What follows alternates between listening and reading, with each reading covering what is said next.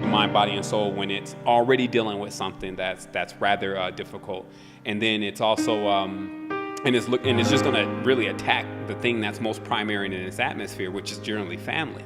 And so, I mean, there's millions of tales of individuals when becoming spiritually inclined, losing all their friends. It seems to come with the territory.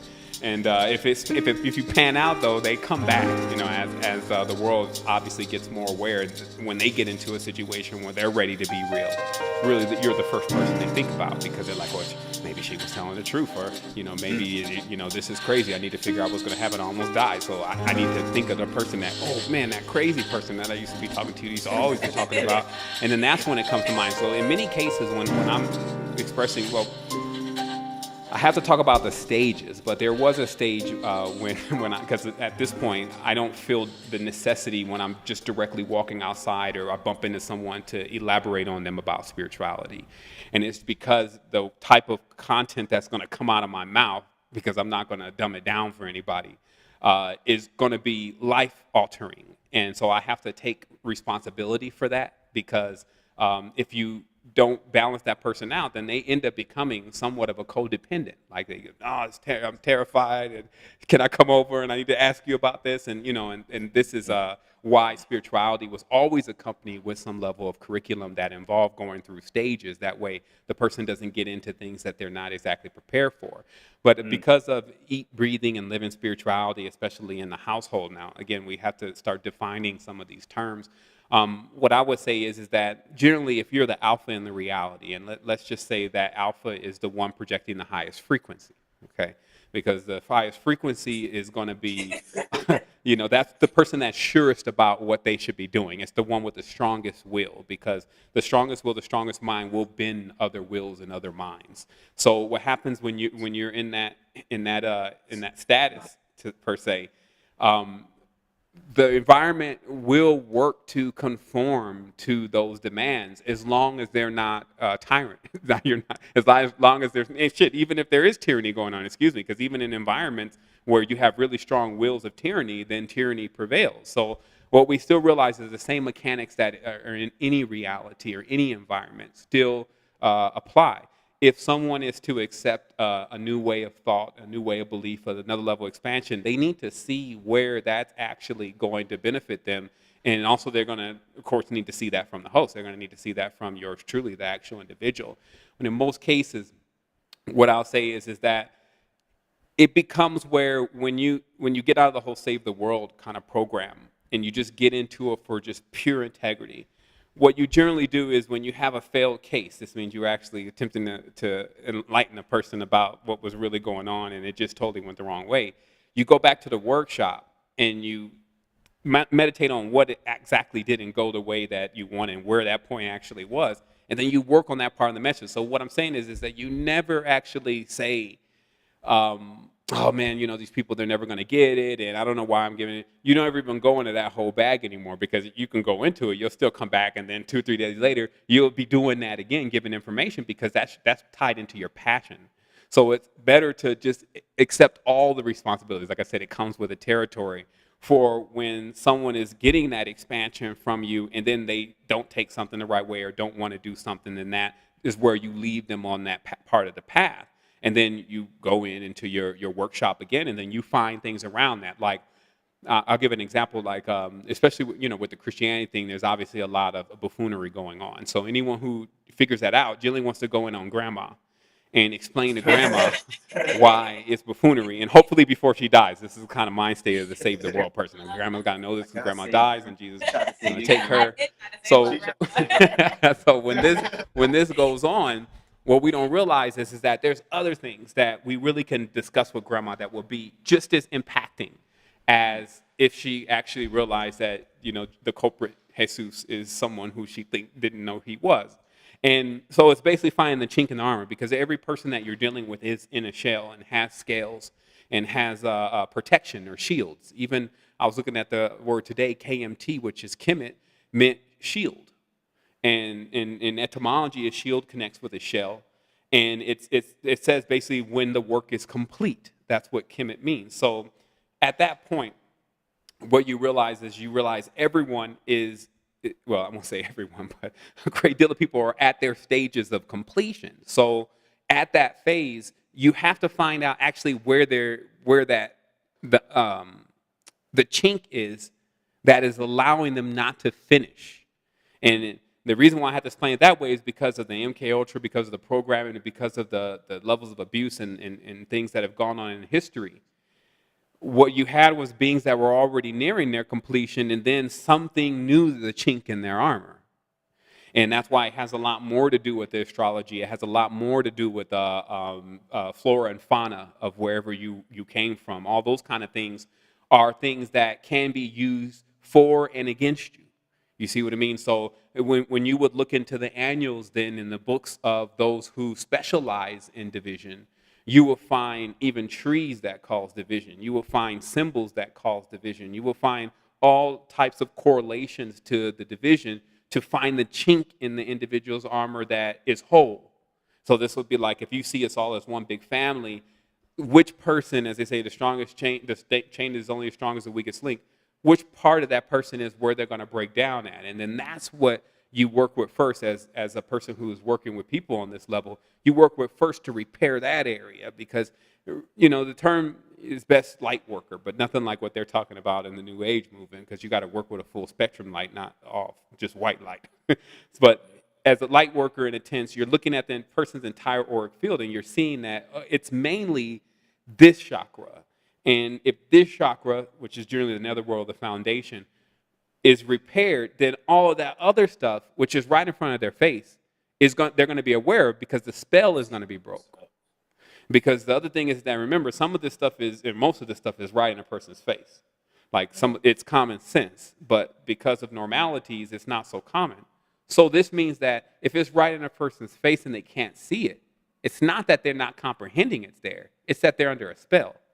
So then you got to go, and this is why this New Age knowledge and things is only really designed to make everyone forget about the ancient knowledge, which fixed problems. That's really what they were only doing, is always fixing things and knowing how to repair things if in the day that they came unrepaired.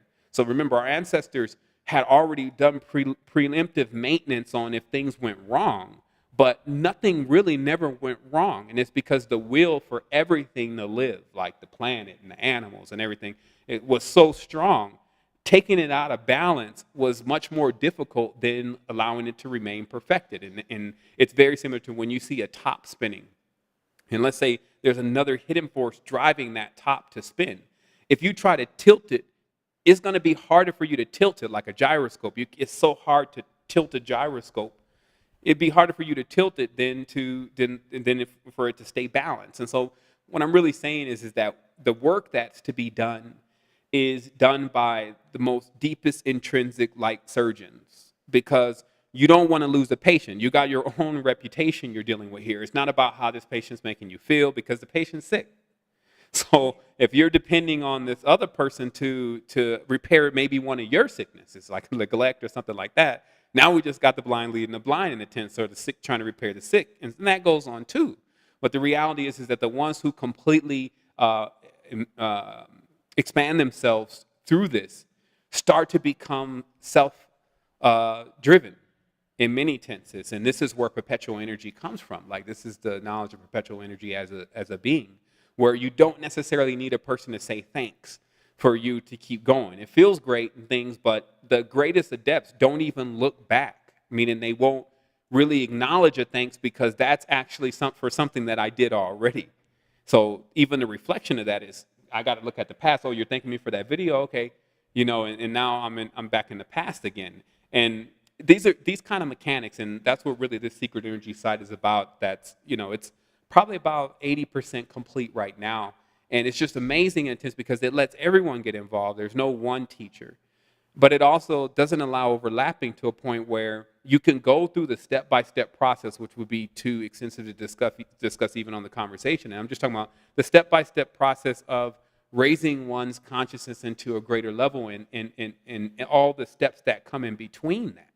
Because we're talking about, again, something that's very serious. So if somebody just gets on an hour and 30 minutes conversation and act like they're going to explain the great arcana, it's not even possible. But the mechanics of it, though, like if the blueprints of it, that can be discussed readily, and it could be compressed so small that then you start saying these little small things to people, and it just burns a hole in all of their falsehood all day. It's like even when you're gone, they're still thinking about that, and that's what's going to get the old wheel turning. So I think that's why they said that those who were really wise really kept silent as a reflection of their character, because silent is an anagram for the word listen. So as the being is silent, it's just that they're taking in all of what this person is pushing out. And so within 10 seconds, you can really, in a sense, analyze and diagnose the person and then give them their remedy right away, because that's what you would really be looking to do. So, but of course, if ego's somewhere involved, ego's looking to hear, oh man, this is great, this is amazing. It's not trying to move on to the next one. It's trying to see exactly how much it can really get out of the one that it's in front of right then. And so, and it's, again, I can only speak on this because these are all processes that I went through, and because of dissolving the ego and then reincarnating it again, which is a whole nother process, because the ego is actually what's even allowing you to breathe. So it has its uses, and it's just like other parts of the body. If they get into other areas, if you allow the lower area of the body to do all the guidance and the talking, then you're going to be ass backwards, and that's just how it's going to work. But if it's in its right place, it's actually the vehicle or the strength of the vessel that's carrying you through the reality. So this is, and again, this is the EverQuest too. So it's quite impressive when you start getting into it, because it starts bleeding into your dreams. And once that starts going on, then you're on your way to basically world building, which is one of the end courses in what we're doing. But it basically means that now the dream world begins to change so dynamically, and it will as time progresses anyway for this kind of individual, that you create an entirely new world there, multiple worlds. And when you're in those worlds, you even become aware of which one that you're in.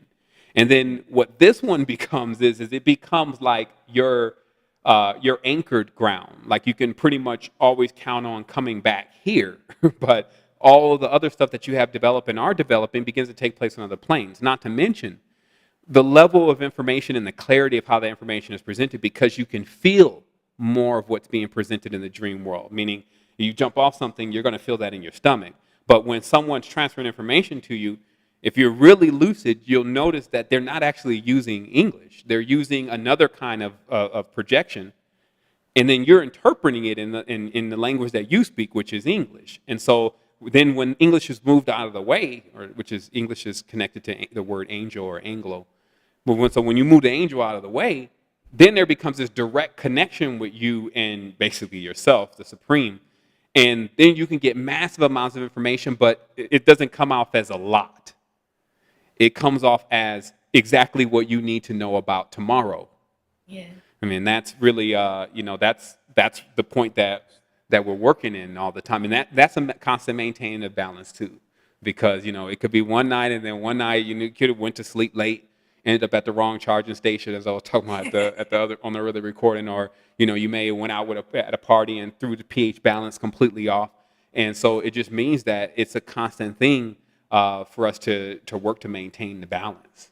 So what happens when you speak on that, when I know you mentioned not going to sleep exhausted, but you're in the kind of grind. Some of us are still, we're expanding, but we're still in there. So it's hard. That's kind of a hard schedule to try to get into. Yeah, well, I know even speaking for myself. Well, here's the crazy thing, because I've been studying the body for quite a bit, and I've been a vegetarian for 10 years. And I started off as a junk food vegetarian, then I went all the way to raw vegan for a while, and then I kind of stepped back into a balance.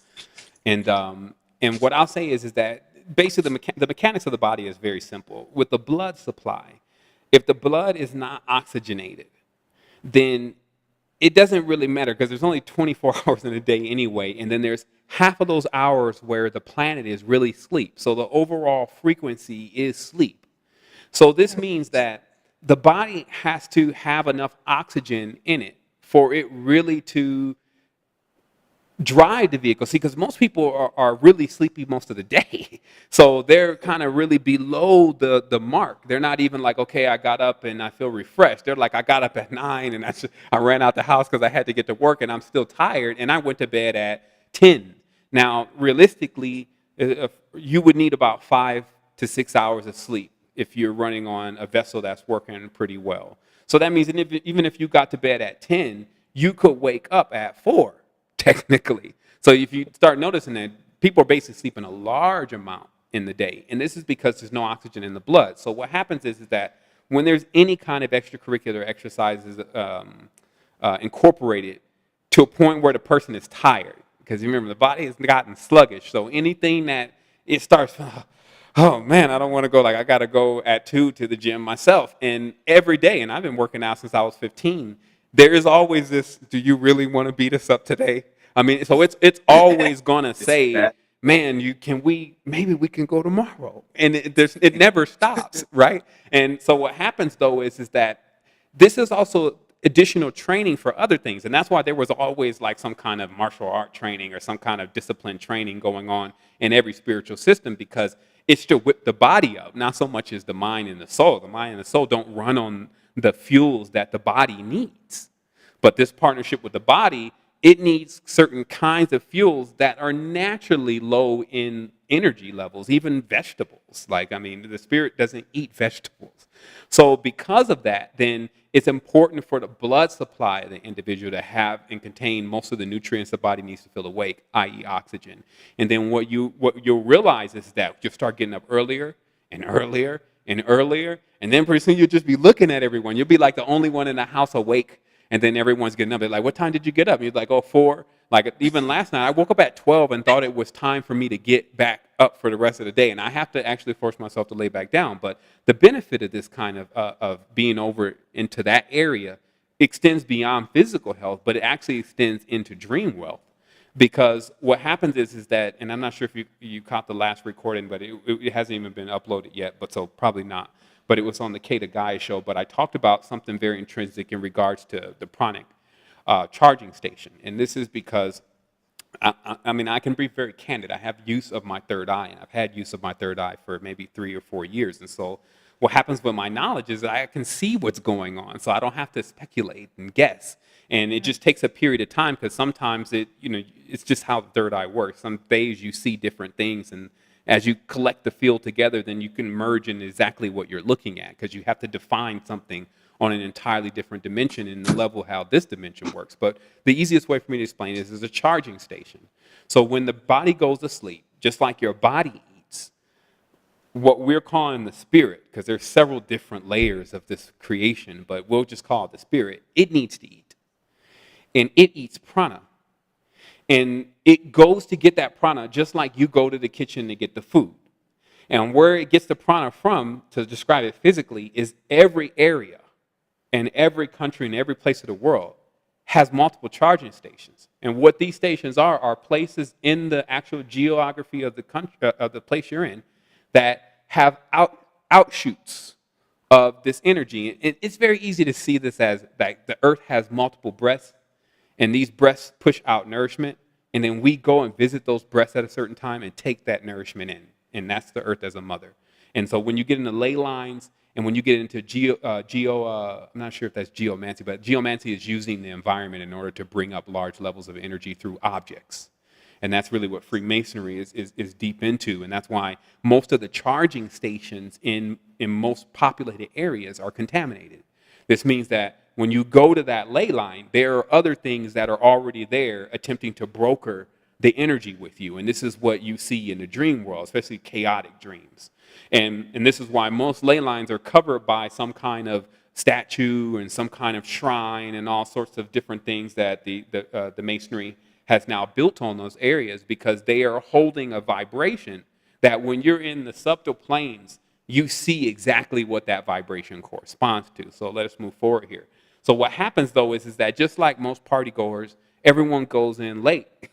Like nobody's at the club at 6 o'clock. Well, some folks, but you know what I mean. So what happens is that if you get into sleep, let's say, for instance, around 7 o'clock, 8 o'clock, You're at the charging station and out before most of those beings, in a sense, can even rouse themselves. Because it's just like a sleepy person, like they can't wake up at, and this is the whole secret with the occult world about nighttime, especially after midnight. And it's because the energy of the planet is actually in another spectrum. So that allows other beings that only exist in that spectrum to be able to rouse themselves. Other than that, they can't rouse themselves when there's too much light out, right? So anyway, make it to the charging station, then boom. So by that time, around 2 o'clock in the morning, you're so far away from the charging station as far as frequencies are concerned, and even the plane as we know it, you're out of theta. And theta is obviously a frequency that people enter into when they're asleep. And some of the ones are even lower. I believe that's delta. The delta is even lower. So it may not be, but they're very close. But basically, you're already in the beta alpha by 2 or 3 in the morning. And then what this allows is when the prime mover comes through, and I wouldn't see any of these beings as separate than you, but there is a prime mover, and that means the one stirring the pot, basically. Then that's what makes everything churn. And so the prime mover, the greatest reference for that now is our sun. And so when the prime mover is about to come through, where you're at is basically on the tip of the wave. You're not, if you ever see a wave come through in the surfer has to be here to begin to surf the wave. But if you're on the other side of the wave, you missed the wave. So when the prime mover in the tense is coming through, you're able to jump on the wave, and then you ride that lucidly from about 2, 3, 4 o'clock, 5 o'clock is your general lucid hours. And what I mean by that is that when the body's oxygenated, you're not really asleep. You can actually see what is going on in your dream anyway. And you wake up, and then if you're keeping dream journals and stuff like that, you have a really excellent memory of what actually you're looking at. But you wake up, and then when you go to sleep, you go right back to that same spot. And so those kind of techniques, which is really what and this stuff is factual. Like, I don't have time to be playing games. Like, I don't play games with people. I'm pretty sure people know my relationship, my reputation by now. And that's also why I haven't really made it, as they say, to the heights of this spiritual industry, is because I'm talking real spirituality. These people are talking about things that they're guessing on and gandering on because they don't have a third eye and they haven't activated themselves to any kind of level. Doesn't mean you have to have a third eye. Remember, third eye is when you can see from up here and up here, but you can also open up these other eyes too. And they only see certain things. So people who have opened up a root chakra eye see everything like that. And that's generally when you deal with occultists or dark occultists per se. That's what they've opened up. They've opened up the eyes below their waist. So every time they project and see something, man, this is what I saw, they're seeing the netherworld version of it. And so those who have that more expanded view, they like, well, I saw something totally different, but I can tell you that what you saw was the same thing that I saw, but it's how you're looking at it. It's through the lens that you're seeing it from. And because those lenses are distorted, those lenses are cracked, those lenses are dirty. It's just like somebody threw sand in your eye and you're trying to look through that. That's why you're seeing things that way. And so, this is I call this realm dynamics, celestial mechanics. And these kind of things is what I know are going to be, because I feel like everything that we are to implement, we're responsible for implementing. Like, I don't want to get into that bag where it's like, well, this is what we need to do. Man, forget it. It's not going to happen. We're working on something that allows that to happen, and I'm going to explain to you why. And this is something that you always have to consider with everything and every endeavor that you do in life from here on out, and that's, do you have the blueprint? See, because in ancient times, all they were doing is writing down the blueprint and keeping the blueprint and making sure they put the blueprint in stone and put the blueprint in emeralds and put the blueprint in everything, so the blueprint can never be lost, because if the blueprint's lost, surely we are lost. And what am I talking about? I'm talking about a map to consciousness. Because if you don't have a map in Limitless, if you don't even have a map in the abyss, holler at you. Like, the next time we see you will be the next time we get lost. You see what I mean? So usually I have one word for people, especially when they get on my nerves, and it's just lost, because they can't actually see where they're going, and it's because of the blueprint. Now, let me explain this in the physical tense, though. Any major corporation, let's take Merrill Lynch, had a blueprint that it started on, okay? And if you understand deep levels of business, these blueprints can cost you anywhere from $3, $4, $5 million, even more, before the company even starts. There are small companies that are private firms that they just put together blueprints. And in these blueprints, what they tell you is where to put the company, what is the target market, what is how much are the execs going to get, how many employees are you going to have, where is SEL going to come from, where is trade going to come from, where did the embargo going to come from, how much can you write off, what nonprofit organization should you donate to keep you out of this kind of trouble, and who's going to be your what county are you working in, and what kind of congressman is also aligned with. You see, so all these dynamics. So this is why every time we get trying to start something, it all falls apart. It falls apart with the second person because the second person generally wants half, and half of anything means not enough for whoever started it. And then what happens is when you have others that are coming in, and then they start to, count the money and count the success, and then they get on their own thing, and it crumbles, right? Because there's no blueprint. So just remember that most of what you see running, especially if it's been running for a long time, has used a specific blueprint or as close to that blueprint as possible. And the core of that blueprint is called the wheel. And that wheel connects in with phi.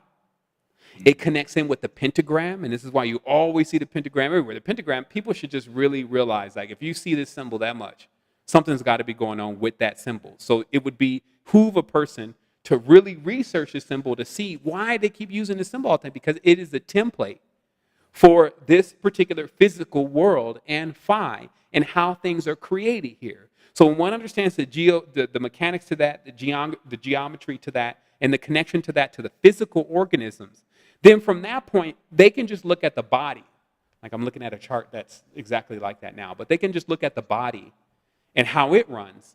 And then if they design any corporation close to that, because remember, it's a corp. Corpus is a body. That's a corporation. So they even call it an entity. It's got spirit in it. So if they can form a corporation based on the same way the body works, then you shouldn't reinvent the wheel, and it should run forever. So this is why if a person doesn't have knowledge about their body, then they can't really get themselves organized. And I'll take a moment for us to start and stop. Yeah. Okay. All right, we're back. Okay. And so, before we left off, what we were talking about exactly the mechanics to building something strong. Now, the reason why I'm explaining to you in the dynamics of a company is because that's the generally easiest way to see it. But realistically, it's about an order. And this order, as a king, as even a god. Now, let me explain the whole God thing to you. And it's very important, and hone in on this first before we start talking about the order. Let me just put a note here. Now, this is what happens. Now, obviously, we're beyond the term God, okay, because the God is specific. It means the Germanic king named Gud, who was a giant, just like Brutus, who created Britain, and Bran the Blessed, who was his brother. Now, all this starts with B's, okay? So what happens is that when there's a dissension and a coming into a physical reality, which is what a deva does, a devil, as they call it. Now, it's called a devil because it's divided. So in fact, everyone's a devil by that term because each person has a positive and a negative according to how it's all set up. So this only thing these terms mean is that when you come into a physical world, you become a god because God is the Germanic god Gud, who was a dog also. And this can get a little confusing, but it connects in with why Canaan and Canine and all this goes together, and even Anu and Anubis, and even cannabis. Okay, and we're not talking about a specific color of people. We're talking about a specific era of time. Okay, and then when you get when you understand them, like if you fall into the past, then you become the primary body that is being run in that segment. So the primary bodies that are being run here are God bodies. I think that used to be a term we used. Yo, God body, son, right? But if you really knew what was going on in the mysticism, you would say dog body, because in that state of consciousness of the God body is always in heat. And this is why it connects in with Sirius, the dog star, and the pyramids and all this kind of thing, especially mainly in Lower Egypt, not Upper Egypt.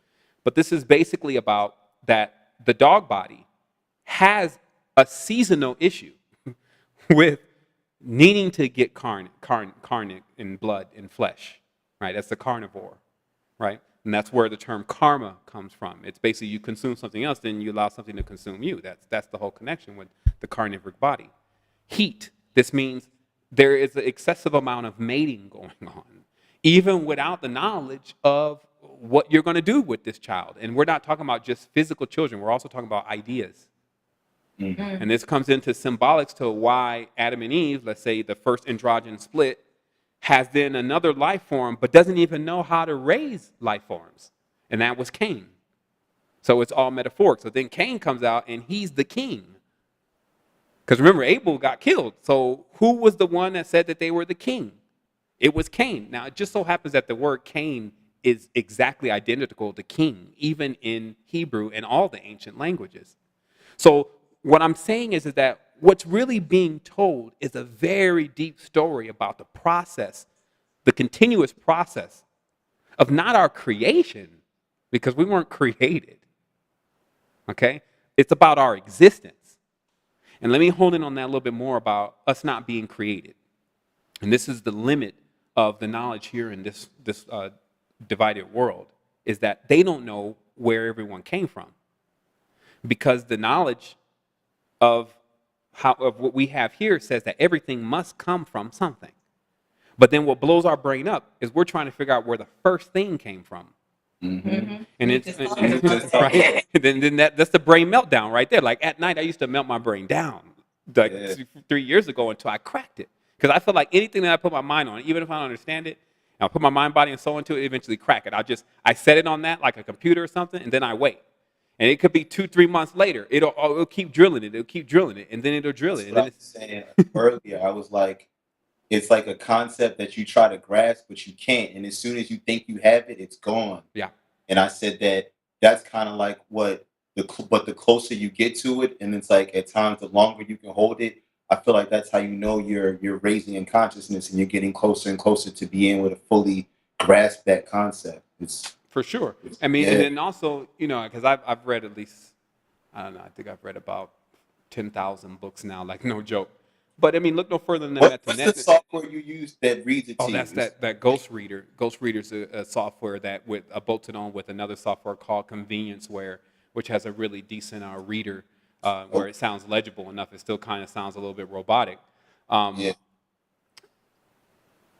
I ask one quick question? Sure, We were talking about Cain and Adam and Eve, coming together to, have a kid like Cain because they didn't know how to have a child. Mm-hmm. And things like that, we like before we came into, understanding spirituality, we were in a different mindset. So we had our children based on, being fruitful and multiplying and nothing else other than that. So we didn't create our children, going in there with a blueprint. Right, with a blueprint. How do you recover from that? Like, well, the body is the blueprint, but also remember that what we're actually talking about here, because it's taken in the Cain and Abel context, because we're using names and marks and some story that's already been created that works as a template. But what we're really talking about is we're talking about bringing life into an external world, because androgens don't bring children into external physicalities. And I'm gonna break this down really easy, and then I'm also gonna show you where everyone really came from and why everyone doesn't know that they came from that place. And here's what happened. So really the infraction, if there's any, and all the stuff that I read in the ancient text says this was all about experience, always will be about experience, suck it up and keep moving. It doesn't say to reflect on this and figure out who did wrong and all that stuff, because we're here.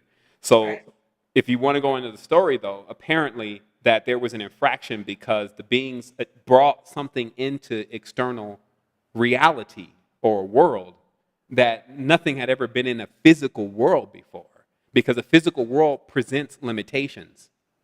So Cain's first issue was he raged. Cain, if you look in the Kabbalah, is symbolic to that first image of God, because remember, he's the first son. Okay, so but what does God have that most beings, and we're just taking it all as metaphor, don't have? And it's a God, not a human. And where does God live? God doesn't live on earth. So let's look at these as metaphors. No being that is magnificent can actually live in a physical body. So because it's just you can't handle it. It's like it's like someone trying to stuff you into a little bitty vessel and you have this phenomenal cosmic power. So if somehow it happens, then you're pissed off all the time. And that's Cain's attitude. Cain is burning and raging with fire. And now Cain also became synonymous with the first king, the first father, and even God. That's who Gud was.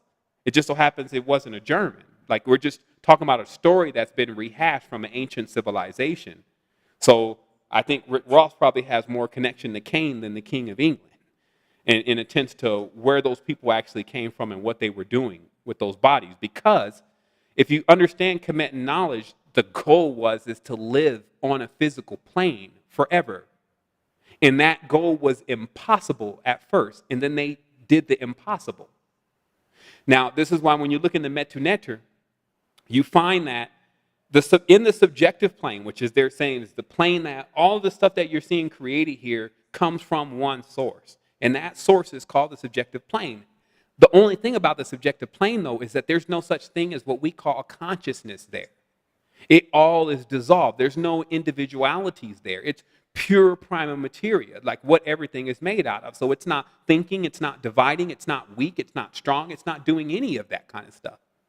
And because of that, and because we were there, nobody can comprehend that because there's no sight, hearing, taste, smell, and touch, or that connects to five senses. Because now that if you only have 5 senses, that means you can only perceive through those means. And that's a limitation. So what we get into here is we get into finding that there was constant work at attempting to create a physical body that could allow at least enough expression for a supreme being to enjoy their stay in this kind of existence. And this is why there was a constant creation of these animals and different kind of beings to mix DNA to finally get what you're looking at now, which is called the apex. The human being is an apex being. It's what's called an apex predator. It can hunt anything. It is a formidable weapon. It has an opposable thumb. It can even deal blows to other universes if it wants to. So that's called an apex being. And the only way that's created is by taking everything in the group mind. This is giraffes, octopuses, dolphins, everything in the group mind, and somehow putting them all into the same vessel without that vessel destroying itself. That's called the great work. The original great work, not this watered down Freemason basically business that's going on right now, but the real great work was order out of chaos. But it didn't mean causing chaos in reality. It meant bringing all of the organisms that are diametrically opposed to one another, meaning they do not like each other, like poison ivy in human beings, dogs and cats, and putting it all into the same vessel, like what the world is right now, and then somehow it not destroying itself. And because if one could do that, it meant that they could obtain balance. Because that's what balance actually is. It's taking the both sides of your consciousness and then marrying them together, which is really what marrying is. You take a male and a female. They're supposed to be opposites. And then somehow they come together and then they perform the great work within that wedding. And so this is what all of the symbolics are really leading to over and over again. But it's just because we have basically a lifestyle that has the same thing over and over again disguised as something separate. And so just remember, the reason why people don't know where they came from is because where they were, they didn't have any senses there. So there was nothing to perceive that space, nothing to divide that space from something else. In the phi-based world, though, which is what the Kemetans created, and that's why it's the gift and the curse, meaning that to create a world like this, to be responsible for managing it, and then to create other beings in it that at some point take over it and then can't even manage it, you bear still all the karma. Because basically, if you're going to be there for everyone to award you, you have to also be there for everyone if they want to punish you. And so this is why now how it really works is that this whole battle, which is going on within, I'm not asking you to look into the external world and figure out how you're going to rectify the situation here. It's in the internal world with your own inner war that's taken place with all of the kingdoms being divided. And these are celestial kingdoms and terrestrial kingdoms as the same. The Orient etymologically connects to Orion. Syrians are from Sirius. They're actually, the ones you're seeing there now may not be, but the ones that were originally there were from Sirius. And nothing's changed. Mars is still causing the wars. Venus is still running around Aphrodite with the seduction on one end and then the knowledge on another. Hermes is still, you see, all of the in their ancient states, which were what we called the guides. The guides or the guards. And the reason why they were called that is because in the houses where all of these energies come from, like this is why when you take a person's zodiac and you know all about the zodiac, you know all about the tarot, and you get a person's birthday and the time they're born, you can probably tell everything about them from there if they're not moving in mysterious ways. If they're moving in mysterious ways, there's just no telling. They probably even know that you're even trying to check them out. And what that means is that you don't have to be primarily stuck in one house under one guardian. Yeah. But through the process of how we're actually growing in these universes or universities, there's a guardian over every house. And if you just got in school, then more than likely your instructor is one of the more denser instructors. Now, and this is all going on within. So if the person happens to awake that instructor, which is what happens with many religious rituals, then what the person can be stuck with is a quite malevolent and intense misfortunate life. While if they awake them, and generally people who go into rituals and try to awake those kind of things because of the level of knowledge being all misconstrued, are always the kind of individuals that already have very low-level guardians. Because the whole reason why they're actually trying to go into that ritual and do all that is for fame, wealth, money, all those kind of things, which are basically all what the lower-level guardians are into. You see what I mean? So they awake in themselves, and then this is called, and let me get it factual here. This is so you understand this and how you're seeing it in society. The symbol of this is an inverted pentagram. It means that the energy is going to go down when the person activates, and before it goes up. And so this is what you see in some of the Hollywood actors and things that they've unlocked their kundalini, and you can even see depressions in their chakras and depressions even in this chakra. But because of that first initial experience going down into the netherworld first with Anu and the rest of the netherworld gods, they see the world as that, and they see spirituality as that, and it warps kind of what a person can perceive as their spiritual experience from there. And so what we're talking about is looking at these movements of energies and these different circumstances that not only we're facing but other people are facing, and finding all the connections to them and how they exist even within yourself. Because that way, when you want to change something, if you want to change the future, which is pretty simple to do at a certain level, then you know what exact mechanics to put in play to change the future and to change the environment. But the biggest thing that you really do want to make sure that's not so much around you when you're getting into the lessons of that, especially initially, is people who doubt. And the reason is as simple as the double slot experiment on this in science. That wherever they thought that these ions were going to go to, if they thought they were going to go through the hole, then they will go through the hole. If they thought they were going to go around the hole, then they went around the hole. Showing that on the molecular level of life, it all responds to basically how we think. And you even see this in the third eye. If you feel happy, the trees are happy, the clouds are happy, and everything's happy. And then when you start feeling mad, everything turns into mad because it's all a mirror. And you actually literally watch other organisms respond to how you're responding. And now I'm not talking about humans. So remember that nature is a reflection of who we are.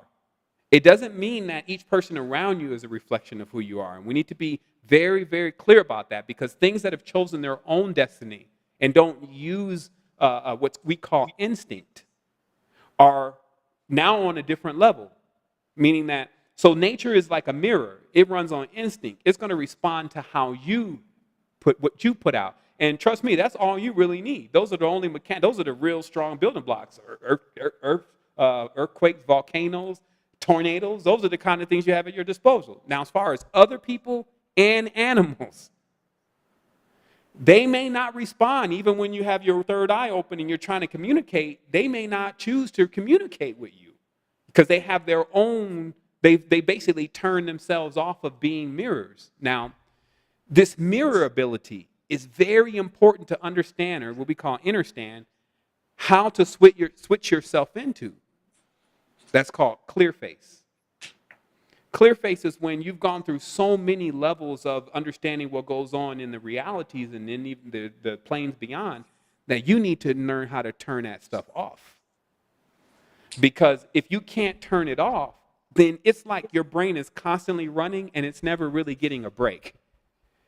And this is where the power in the meditation, because when you shut off the vehicle and you close all your orifices, as I wrote about, and you close sight, hearing, taste, smell, touch, you charge.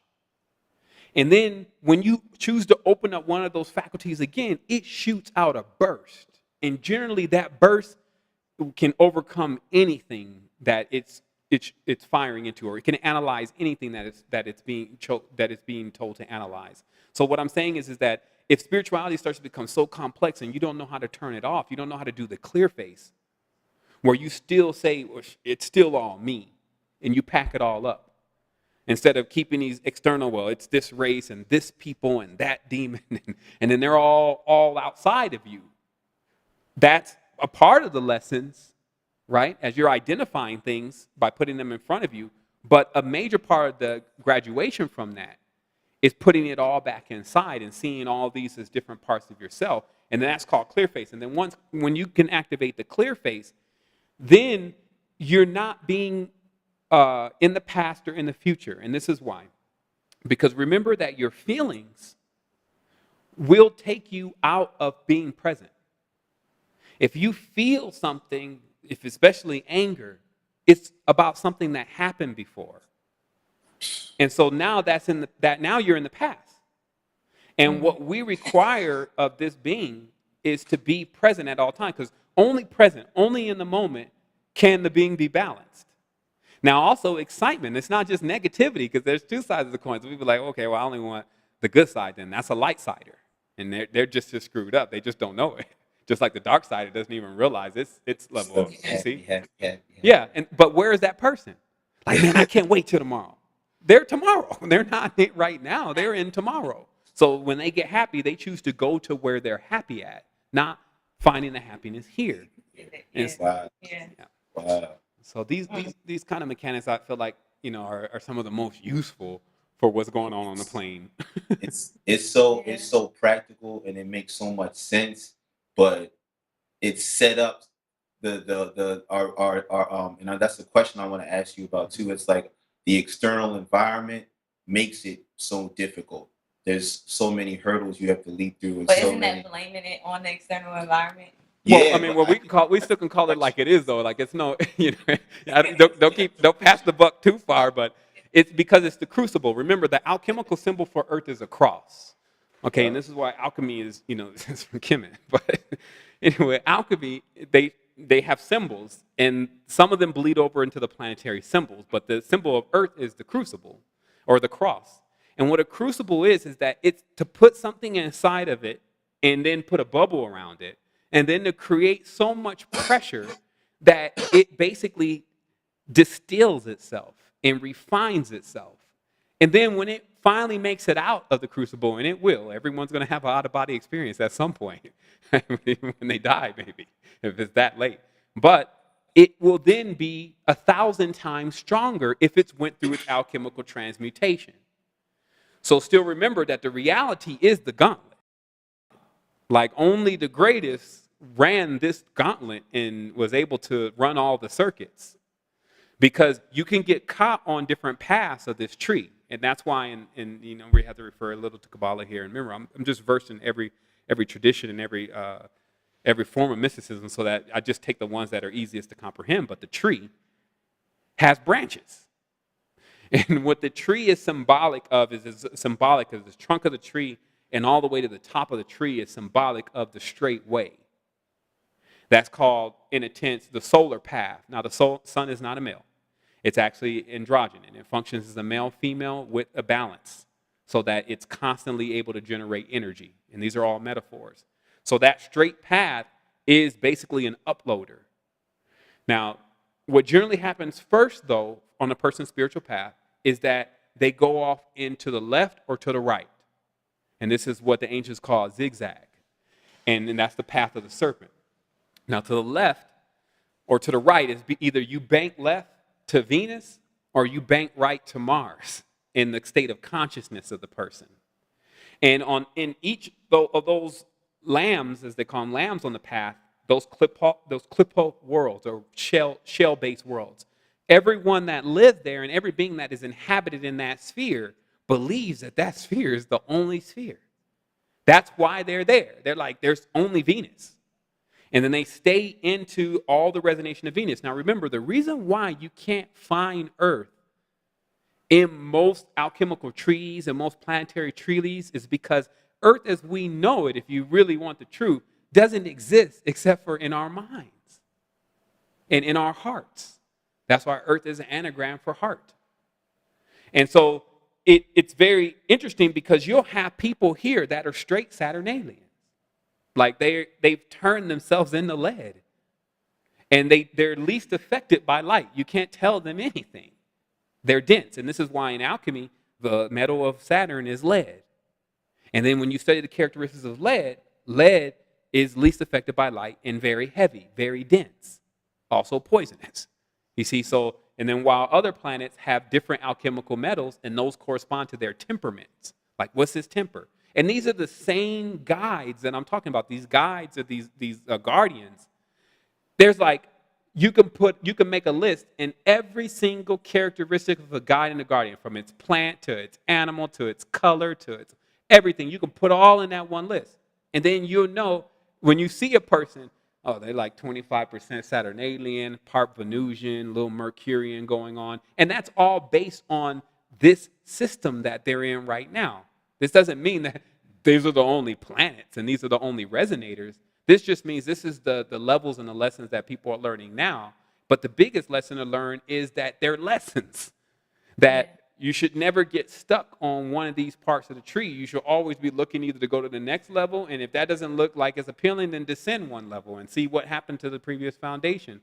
And as you move through it, and then you discover greater worlds. And that's why there's chakras that are not mapped out. They're not shown on the charts, and it's because they don't even need to be discussed. You can't use conversations to talk about things on planes that don't have sound. Sound, that's what I say, in the beginning of the Big Bang was the first sound. And the Big Bang is also very symbolic because it's actually, it's literally a Big Bang. It's an actual connection between two forms that are opposite to each other that cause an explosion. But this is no different, and this is how you can prove that this is true. This is no different than how a male and a female come together. And then when they come together, they have a Big Bang. And then something's created after that. And in that creation begins the drama.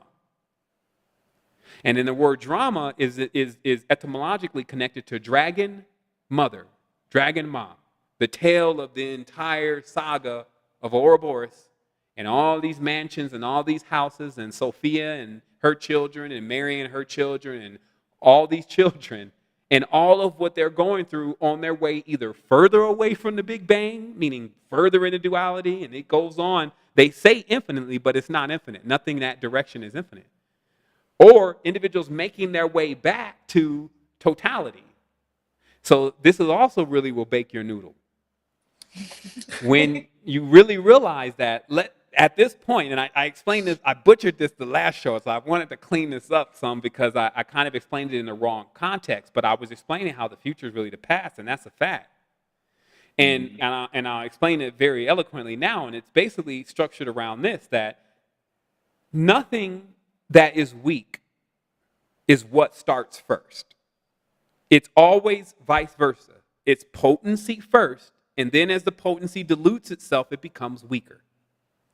So then it's safe to say then that the current stage of mankind and woman is obviously, if a person is planning on increasing themselves, they need to go back in the direction of where they came.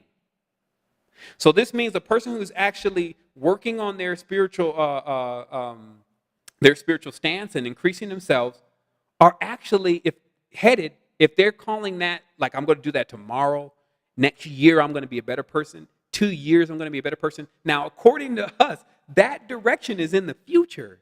Mm-hmm. But where you're going is actually back to the past, because that's where you already were. And so this is how you break time, my friend. When Oh man, like does that begin at the point of your awakening? Like, until if you're asleep, it's like you're still heading further and further. You're getting weaker and weaker per se, and you're heading further into the past. right into the vortex. Yeah. Mhm. But once you awake, it's like you bust a U-turn. And you're like, oh shit, I gotta get myself together. Exactly. And then you realize that you're actually doing everything backwards, along with everyone else. Just like the word we talk about, we're backwards. The words are backwards. But Yo, people are celebrating the birthday, but they're getting older. It's like, why would we want to celebrate me about to die? Like, I don't get it. But everything, like, it's after a while, everything you start analyzing, shit, you just may come out the house walking backwards just to see if something may occur, like an epiphany somewhere, like, and it really makes sense though, because it's actually the difference between what shins and diesel. It's the difference between which way are you spinning? Which way is your torus spinning? Is it spinning in like this, or is it spinning out like that? Because if it's spinning out like this, you shall surely die, meaning ye shall surely divide. Like, means dies too. So but then look how simplified it is. This is the Devacanic plane. Everything is created here in symmetrics. So this is why every master builder, the real ones, they knew that what God attempted to do, who was Cain, who was Khan, who was the Cohen, who was the priest king, is make a world or create a world based on duality. And that those worlds failed over and over and over again. All the empires, all the different things that had kings or emperors, which are imps, lower life forms in that state of consciousness, they all crumbled because they're attempting to create something that's never going to ever be created, because it doesn't create. You see, so this is the lockout of their mind. How are you going to create something that you can't even say you really created it, because every element that you're using comes from it? So this is the secret. I'm going to unlock another secret here. When you look at Earth with a third eye on, it's all the same thing. And I can't exactly describe to you what this thing is, because it appears to be everything. And that's when I realized, in a certain sense of myself personally, I was humbled, because I realized that some life forms were on such a much more expanded experience that it was having the experience of billions of organisms simultaneously and learning that way. Imagine you're trying to learn with a billion people talking to you at one time. And not just talking, they're expressing themselves and fighting. And how it balances itself out is that, as if one person is here and he's the one with the knife, and that person over there is the one that get killed, when they clash together, they actually cancel each other out. And so as an organism, when you experience both of those actions at the same time, it's just experience to you. You don't actually have the feeling that is accompanied with that. And this being, and I don't know how many of these there are. I just know that this is one of them. I seen it with my own eye. And what I saw is that this is how it did it. And it made perfect sense. When I finally got a chance to see this, I had already read about it, but seeing is really believing. And what happened is that it talked about, once again, in the subjective plane, that everything that we create here comes from there. So let's just take that as an as below level. Everything that we create here on the planet, everything that we make, computer, car, chair, whatever, all comes from elements pulled from the earth. So even the plastic. So when someone says to me inorganic, I don't get that, because I've seen all of this shit. And there's no such thing as something that's inorganic. On a vibratory level, now, there's a sliding scale of frequencies, but it's all alive. And this organism is using all this stuff to just camouflage itself from us not being aware of its presence anymore, because we lost that ability. And that's why when the third eye are closed, we see in duality. We no longer see that this planet is actually everything, including us. We somehow think that will disempower us. Like taking on too many responsibilities. Like, well, I don't know. I can't say I'm a part of them because, they got big problems and that's on them. But you see what I mean? But what happens is in the more expanded stage, you're actually eating everything. You're putting it back inside. This is 8. It's on its way back to 9. As the 9 is feminine. It's the last stage of where the wombs are created. The wombs are created in the 9. These numbers, which can make you quite numb as you get into these worlds, are all about division. How are you going to count division without numbers? Look at even the mathematical symbols. The mathematical symbols are occult symbols. Divide. An orb, a straight line. This means that an orb is the symbol of life or a soul, another soul, and then a line in between or a wall, meaning that to divide someone, you only need to disconnect them from who or what they think is on the other side. Like when grandma leaves, where's grandma? Shit, grandma is inside. Nobody ever leaves, but if you put a wall between you and grandma, then you cannot talk between that wall. And that's something we're taught in our consciousness. And this is also why, see, our minds are so powerful, it created our problem for us. Because if we accept someone else's concepts of even what a world looks like, then we become a part of their world. Here's another newsflash. If you visualize your world as a spheric marble, then you have succumbed to the New World Order. See, the New World Order is not the laws and ethics and decrees that are passed. That's the as below resonator. That ain't nothing to do with the spiritual emission and where it comes from first. A real New World Order is you have to change the way a person visualizes a world. Because back in the day, when we saw a world, we saw it as a disc, not a sphere. And then a world or a disc was to ride on. It was like a Silver Surfer or something. You jump on a disc and you go off with it. And I'm going to explain this to you. Now, this word is encoded in Kemetic and even in Kabbalah as DVD. Okay? And this is coming from the ancient text of Dravid. Dravid is the first Dravidian king. It's the Nagas, the ones that were in Nubia. So Dravid, which later on became David, once they stole the covenant. But that David meant DVD. And now if you look at your DVD right now, it's a disc. And what that disc is also connected and synonymous with a UFO or a craft. Because all those who know about this kind of stuff know that what you're really building in what you're calling life is a disc of memories. And through your experience, just like a tree, every time you gain another ring, that's based on the circuit that you just ran and things that you now know. And so you're basically building this disc or ring or shell. But when you accept too many concepts and too many ideologies that come from something else, you leave your disc, meaning you exit your craft, and then you go and board another craft. And those other crafts, which they talk about in Kabbalah, are spheric worlds. Now, the word atmosphere or sphere comes from the word fear. Because the only way you need shells, the only way you need shields, the only way you need protection is if you're scared of something. And then once you do that, what you do is you create a force field around you, and then thus things from the outside can't get in, but you also can't get out. And so that's what worlds are. Worlds are where collective groups of beings are in a shell, scared of what anytime they trust me, these Kabbalists, they build these worlds. Okay? And this is why in Hollywood, which is where most of the Kabbalists are, every time they show Earth, it's always being invaded from something coming from out there. To send the message consistently that you don't want to go out there, you should be afraid of what's going out there. There are these big ass Transformers, Decepticons out there just ready to deceive you. And stay here. Okay? And then also build your shield up because we may get attacked one day. You see, so that is a continuous program running to keep a person trapped from the true expressions of everything. Now, don't get me wrong. Not everything out there is phi based, meaning it doesn't match the same template that we're on. So it looks strange. But rest assured that it is nothing different than what you are in a sense of how the process of you going through the full experience of self. Like, well, what am I really when you ask that question and you're not willing to limit yourself?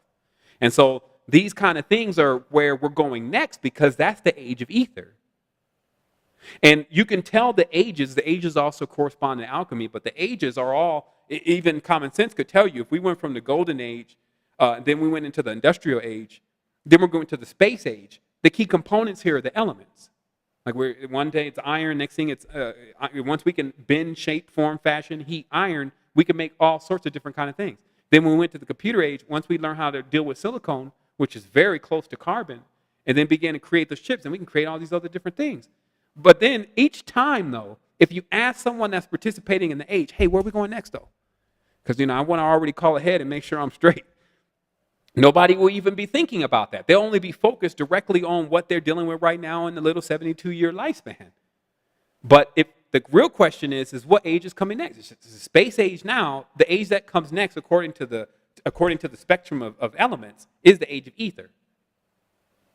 So when we discover ether, which when I say we, remember, this is a timeline, is something that keeps repeating. So if you understand how to get to the past and the future, you've seen all this before. Even if you look in your body, you can tell where all this already took place before. You're just in a certain part of it until you pull out of time. So what comes next is that the world at large discovers there's an energetic body. This is as easy as showing someone a gastric discharge device. What a gastric discharge device shows you is that you basically shine it on something and it shows you all the energy signatures coming off of it. Then from that point, if a person feels happy, first feels sad, the colors change. So that's seeing is believing. Then people realize, oh shit, we have an energy field around us. Now, any spiritual person already knows that. It's called an aura. But as the collective starts to realize this, then things really start changing. But the first thing that bank right will do is they will attempt to use it as a weapon. And this creates the first level of energy weapons. Now, Mars, M-A-R-S, is also the arms. It's the anagram. So when you have to fight, generally you use your fists. So it even shows you that the etymological connection, geographical connection, planetary connection with Mars is your arms. And they're often in a conflict. And they're also in duality. There's this hand, there's that hand. Then they got hammers, which is the pentagram. This is called the hammer of Thor, that not everyone can pick up. And so this is how you have basically a universe in conflict. But then again, that's what universe means. So we talked about uni, it means together. Verse means fighting. So together fighting. And that's what the body is. The body is constantly at war. Like the spleen does not like what the pancreas is up to right now. And boy, was the stomach pissed off about what the mouth did last night when it ate, because it's got to clean that up. So this is the conflict of going on in the body. So really what goes on is that you can push all this stuff back in and then become Lord over your own body to raise the Jed, meaning actually raise the pillar that's inside of you to activate Kundalini by finding all these external characters on the battlefield of Arunja and finding them first, like identifying these villains, basically, that are running around the body trying to tell you it's everything but them. It's everybody else but us. And this is why there is no they. It was a big blow to me, man, when I found out there was no they. Because I had gotten really used to blaming they. They was the reason for everything. You want to stop it? They. All right. So I'm going to explain they, and then we're going to answer some questions. So they, now who is they? Now, some people think they got that narrowed down to Illuminati now. Or maybe Ordinati or Intrepidi, because those are real secret societies. Like Illuminati, everyone knows about it, so it's not a secret. Ordinati and Intrepidi and Diaboli, those are the secret societies. But if you even go and ask them, let me show you how this works. Who's they? They're going to tell you it's the people. And it's because the people are unmanaged and untrained, and they don't want to do this, and they're going to go on and on and on. And you're, all right, let me go talk to people. Then you go talk to people. And the people are going to say, it's them. They are the ones. And then that's going to go on. But then if we go to a court of law and then we ask a victim who did it, they're going to say they did it. And then we're going to have to go to a person and we're going to have to ask them, sir, why did you commit? Or ma'am, why did you commit this crime? And they're going to say, it's because when I was raised and when I was coming up, we didn't have blah, blah, blah, blah, blah. So who's responsible then? Shoot, it was them. So then so this is going to keep going on and on and on because that's what it's built to do. Phi is implosion and explosion, depending upon which way the star is. This is an ancient Oriental tradition. That's why the Chinese, they still flying the big red pentagram over there and all that. And everyone's using the pentagram. It's because this stuff comes from Orion, these templates. And as Kemetans, we knew this because we introduced the world to it. So that's why, I'm looking at this document right now, and it's called The History of Ancient, I titled it The History of Ancient Egypt. But what it was called is Ancient Records of Egypt, First Dynasty, the 19th Dynasty, okay? Every single thing in here that we're doing now is in here. All of how the society is structured and everything now, not a great job of it though, because what happens is things start falling apart when you get so many people. But all this came from here. So how to manage civilizations and even get this thing going. And people have to realize that there's pros and cons to this because the moment that one race, one color in the prism, one spectrum or one color in the spectrum loses its position, it's going to push all other subsequent things out of their position. So there is knowledge that one of these worlds blew up. It was destroyed. And you can kind of see how that happens.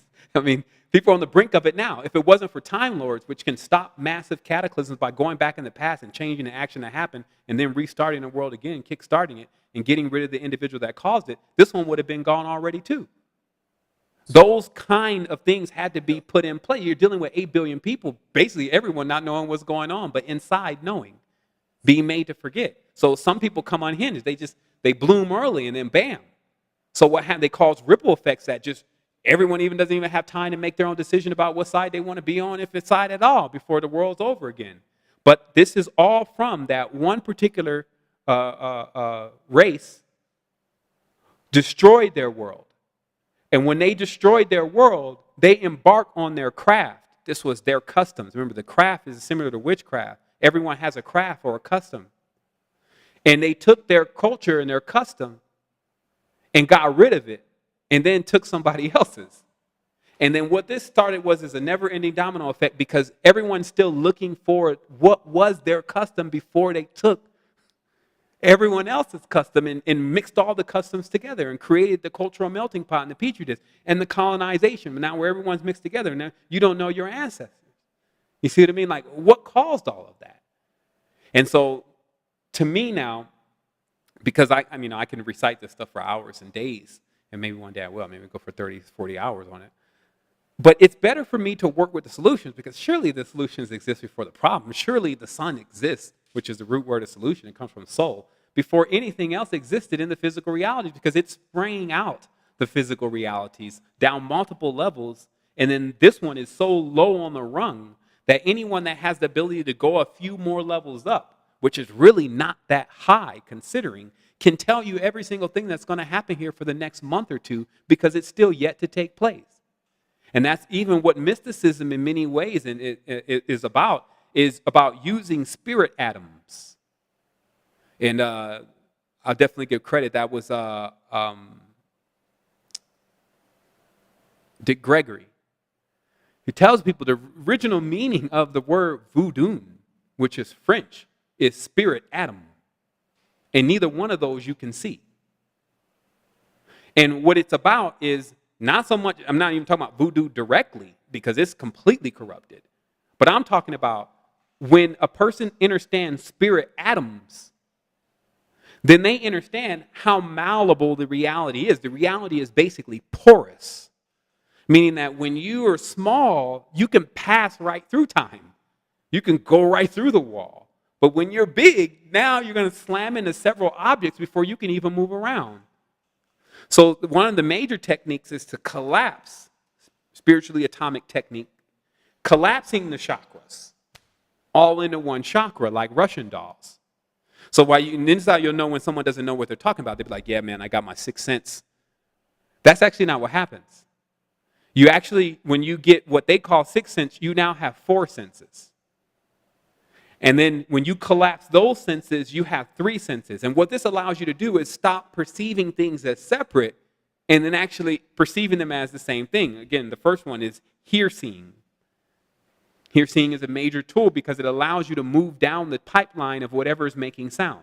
Whatever is making sound, you can see it like a tube. And then you can go down that tube and arrive at that point when that sound was emitted. They call that time travel.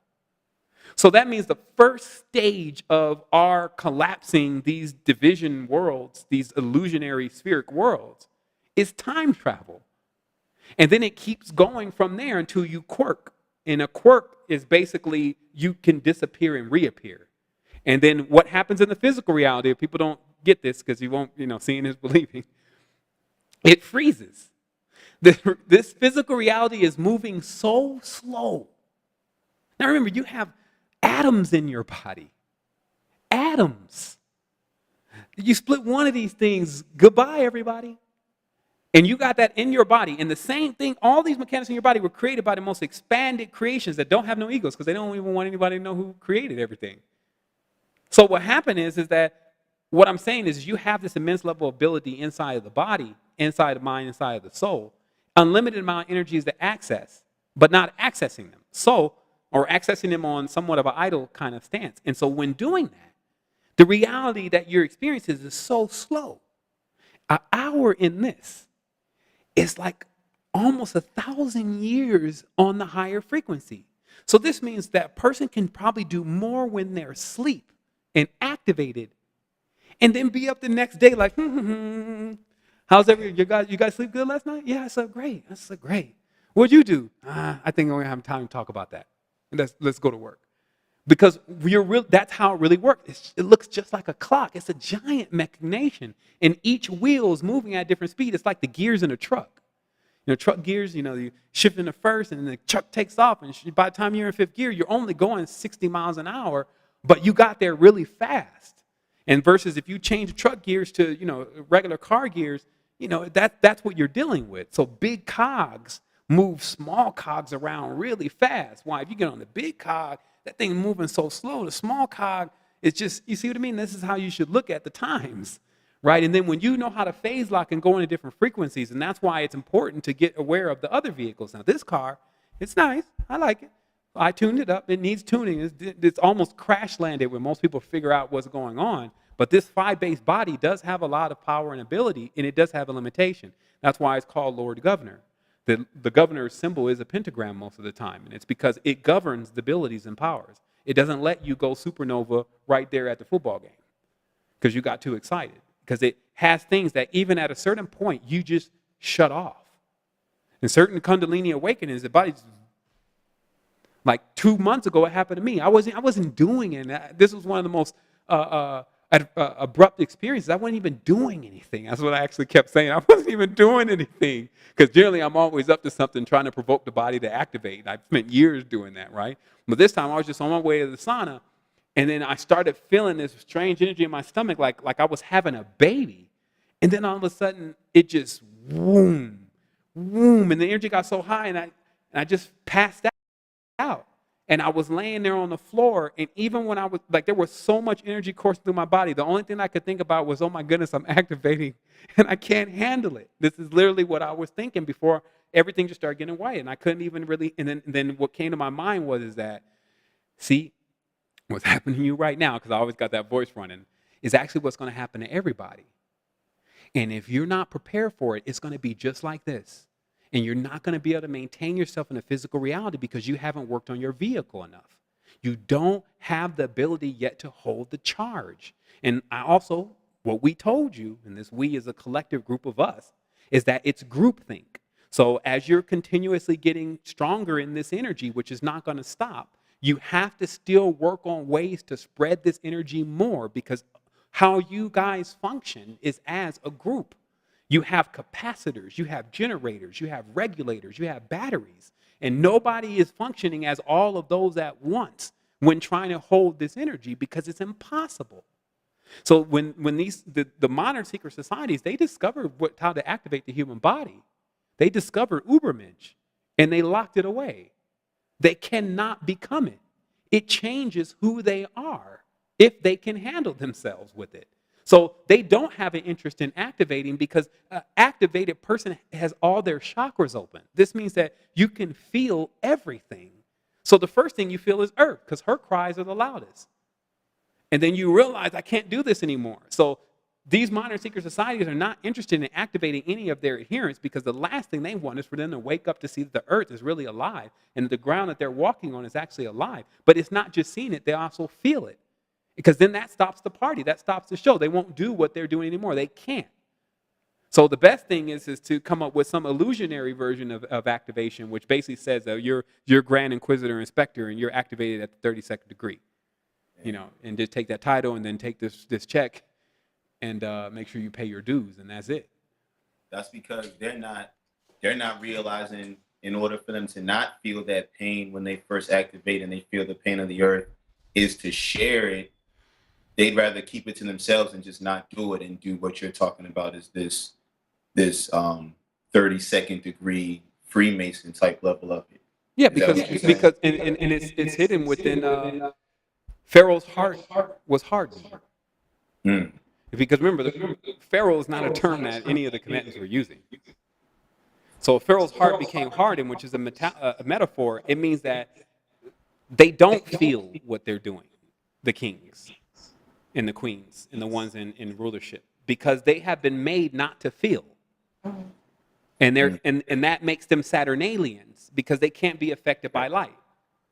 And again, it's not a black or white thing, but the dark cannot comprehend the light. Let's always remember that. And in many cases, it works the other way, that the light has a hard time understanding what the darkness is really doing and why it's doing that. But the balanced person gets the whole thing. Because remember, in the end of the game, the king and the pawn go back in the same box. So there's a part of this that you just unload the program, and that's what I would call clear phase. It's necessary to figure all this out, but once figuring it out, solve. As you see at every end of the alchemical recipe, solve is at the end, meaning understand how to dissolve it into the heat of the sun. Burn off all the impurities of it, and then take the potent part of it. Because the experience in the reality is dynamic. When you can just realize even that you're here, that just can do you just enough. Like, man, I'm here, and all this just running around me, and who even started this? But we know it started somewhere, and you can start juicing yourself on that alone. But at the same time, at some point, the being has to be able to say, okay, I'm going to eat this.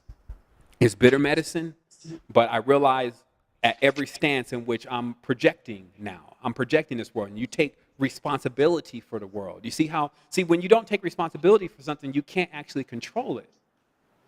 Then stuff's just happening until they stop doing this to me. It's them now. Now you're back to they. Now it's got to be them. They have to stop it in order for you to stop being punished. And this is not where you want to be at in this whole thing. Where you want to be is that you decide when it happens. And in order for you to do that, though, you have to take responsibility for whatever it really is.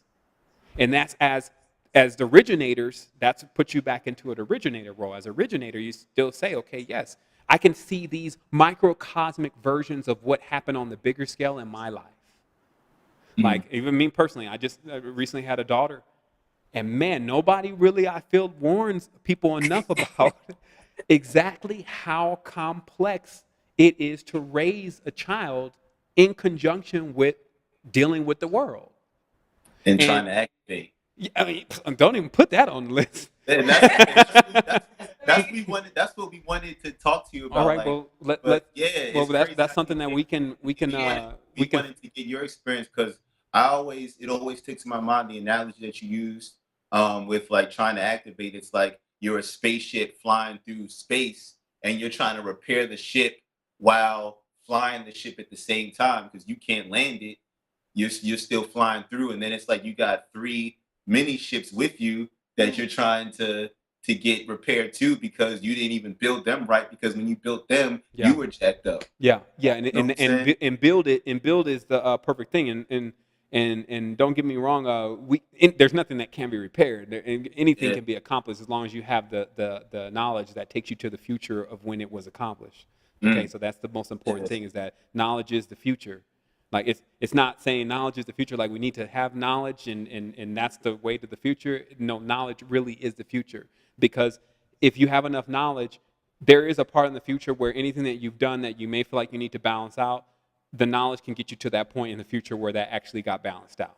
Okay. Mm-hmm. So the thing about, especially with having children, is the seed itself. And the seed, and this is just preemptive, like in the future, if we choose to have any children, or anyone listening choose to have children, should know from the male standpoint, the seed should be cultivated because it produces a different kind of child. And the cultivation of the seed is when the male is actually, of course, holding the semen, and that's multi-orgasmic man. It doesn't mean that you're just celibate. It means that you understand how to cycle the energy in semen up the spine, because that's the male fuel supply.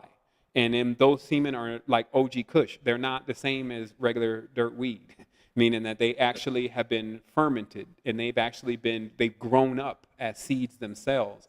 They've been in the incubator a lot longer, so they understand more about the mechanics of the reality, which they're experiencing through you. And then when the seed is planted, then one must figure out completely what grounds can handle this seed. And analyzing that, like from the parable of the sower.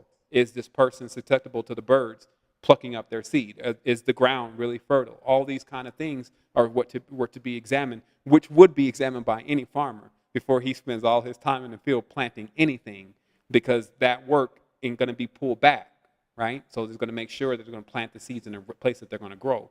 Remember, none of this is now accounted for when we're producing children. So again, the history is continuing to repeat itself, but we got the panacea, which is basically being able to make a cripple climb trees. You can make anything that's in the reality that's in balance based on yourself. When you attain balance, it balances out all your actions. Because you're like a human organ, then you're emitting this balance in all the biorhythmically connected things that are around you. Anything that you create reflects that balance. So then what happens, though, is that to understand, like what I've been dealing with personally with raising a child, is now, first of all, like I have a very strong aura. Like I work a lot on my aura. And so what that does is it holds a field. So there's literally like a quasi bubble, if you may, around a large radius of where I am. And all of the other bubbles are most of the time inside of that. And that does allow them to nurture themselves into an environment. Now, with my daughter in specific, when I did have her, I was using the process of cultivating the seed. And with this child is, and then she's not vaccinated. So, I mean, she doesn't sleep really. She doesn't get sick. She's 1 year old. She's already doing her talking. She's already doing a lot of different things that when we see her around the other kids, if in the event that she's around other kids, she just has to go in with the kids that are like 5 or 6 because of how independent her character is and things. But the same things that every child deals with are still prevalent. It's just amplified. So I always have this joke about vaccinated parents and non-vaccinated kids. It's just, oh my goodness. Oh, I mean, yeah. work on getting your, it's like they're awake all the time and you're like, oh, I guess just barely hanging on. Let me just take a goji berry or something here. But so what I've been working with is that I've been using a lot of common sense. And a lot of this you can read about, I believe, in the Montessori teaching, which is a school that's been up for quite a bit of time. And the way they teach, they don't start the child off with curriculum, basically. They start the child off with integrating with the reality, animals, those kind of things, blocks, paintings, cleaning things, understanding how to be potty trained, just the things that allow the child to see what the mechanics to life are, more so than hammering them with a curriculum right away. It's obviously because they have to make it in the world that they're going to need to learn something. But remember, I'm not anti-technology either. Like some people are very anti-technology, and they just basically want to eliminate any kind of help. It's like I talked about today or the other day on my Facebook about there's a documentary I watched from Vice News, and it's called Last Chance High, and it's about basically a school in Chicago that is for children that have been kicked out of school. And man, it's off the chain. Like, I mean, in many parts of the documentary, it just moves you to tears because you see the real time situation. But what happens though, if you don't get your thinkers up front to that use the same thing, like the same thing how I figured out all this stuff about spirituality, I can just turn the beam on that. Because what you're really doing is you have this big ass beam, excuse my language, but it's like a laser. And anything you focus the laser on, you can give power to it. You can bring light to it once you get your consciousness honed in. So they can ask you a question about stuff that you don't even know anything about, and you only need to ask a few more questions to get a firm understanding, and then speak on it as if you have been doing it all your life. So when it comes to problems, then is what I'm saying, you're the guy to call, because you could solve all problems, because you could just put all the pieces in another context and then figure out how you would have solved it that way. But it's simple with this kind of thing. Not so simple, I would say, because how long it would take to implement if there wasn't more people into stuff like this. But this is what happens. Anytime that a person, first of all, environment is the number one thing that affects the DNA. If you want to understand DNA, and all the studies have been done on DNA, and what's concluded is that environment controls more of the DNA even than the person's mind. And this is because they're constantly soaked in the environment and constantly exposed to it. So if you have these children, even at this school that's supposed to be helping them or doing anything that's supposed to be helping them, but overall, the hours of their day is still spent in that same kind of environment, in that nucleus, then there won't be really any changes on a level that's ever going to be effective. They may regress for a moment from their current behavior, but then pick it up even stronger at another point because it's still the environment. And the environment that they're seeing the most is in their dreams. So the effects of PTSD and conflictive realities reflect more in a child's dreams than it does actually in waking state. It's just most don't examine the dreams, like Freud and Jung based all of their concepts and theories and everything were off of dreams because of how much it's intrinsic on investigating what a person has going on that they are not going to tell you. And so in conclusion, what I was saying is that, first of all, virtual reality has now been introduced, which is basically the Oculus Rift is one of them. And what this really is the same thing in the dream world. Dream world is like virtual reality. And because I know about both of these topics and I have virtual reality device at the house, then I see where the connection is. Like basically, when you're in the dream and you're on top of the building, you jump, you feel the G's in your stomach that you're falling. And this is generally what keeps people from flying in the dream, which you can fly in the dream, of course. But because when you jump off something, you feel like, shit, I'm going to fall and then I'm going to die, then you don't fly. And this is a step-by-step of how the dream world is really built. The dream world is built on how we perceive the physical world. So anyway, let me fast forward here. So what happens is that if you would take this child and put this child into an environment, let's say 2-3 hours in the Oculus Rift daily, the actual game is designed as just an open source reality in which the child can interact with other things besides what's in their environment. It would only be probably a week and a half before you would see a drastic recovery in this child's behavior. Because the only thing that's really happening, which is what most of these children are complaining about, is that their environment as a big fish is too small. So the places that they have access to is always trying to control them. People are trying to control them. They grab in their arms, and then they got to go home deal with their mother, and then she may be on some drugs, and then it's just repetition every day. So they're never getting a chance to step out. So what happens, though, is that if you introduce something like this, people say, well, no, we need to work with spirituality. Technology has never been a solution. But they'll be telling you this on Skype or telling you this on Facebook. And what I see these days, and I watch it all over the world, like I watch what's going on in Baghdad and what's going on in Syria and all these different places, and it's all really the same thing. It's just the frustrations of not being able to get out of this shell that we built around ourselves and getting no rope into a reality that is not like that to begin to control what does really belong to you. See, this reality doesn't belong to us. It belongs to all of us. It is a collective build, and that's why the strongest mind or strongest projection of the reality will win. And right now, it's depression. The reality is depressed. The trees can actually move. When they're in another frequency, they can move. But in this frequency, they're stuck. So what happens is that in that grander state of consciousness, that's when we start getting that's when things start moving. That's when the foundation starts to shake.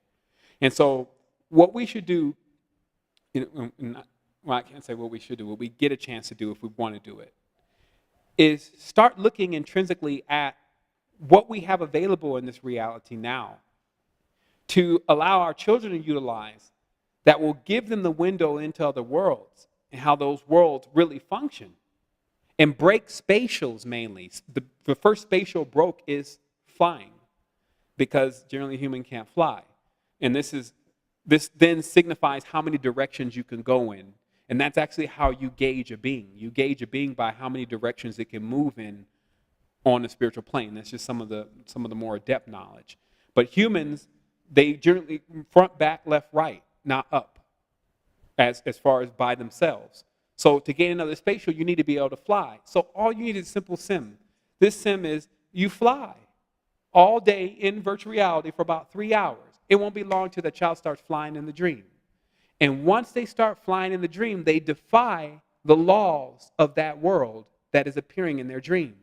And then it becomes an illusion. And then they gain back control over the world that really belongs to them, which is their own inner world, that inner space, as it's called. And that's, again, one problem solved. Okay, but now this problem is crowdfunding. That's how you solve that problem. You introduce the whole thing. You explain how it's going to work. You need the developers of the game. It just so happens Oculus is an open source a device. You can program in Unreal, Creative, all those different programs that make some of the best games that they see today. And all you're doing is creating a world that could look like Costa Rica. And they're going to enjoy being in there, because how VR is accomplished is zero latency in your head, meaning that you put on these goggles, and when you turn like this, inside it looks like this. And this tricks the shit out of the mind. Excuse my language again, but it is so interesting to me as how easy it is to trick consciousness. This is also why I started really looking at, I started kind of with optical illusions. And that was the first thing that really started getting me going. And then in virtual reality, you see the height of that what's real is what you think, what the mind thinks it's looking at, not what you think you're looking at, because the mind gets it first and processes it so fast, then it sends the message to you. That's how it's all working. So it's not you really controlling whether you think that this reality is real until you get onto that level, because before then, it's just instinct. It's what you've been trained to believe is real. Like, you can't walk through that wall, right? I can talk about a time where I went into a high frequency and I was told to walk through the wall. Actually, not to walk through it, to run through it. And because of how much I had already experienced to that point, I took off running. And I hit the wall, but it was a good try. What I'm saying is that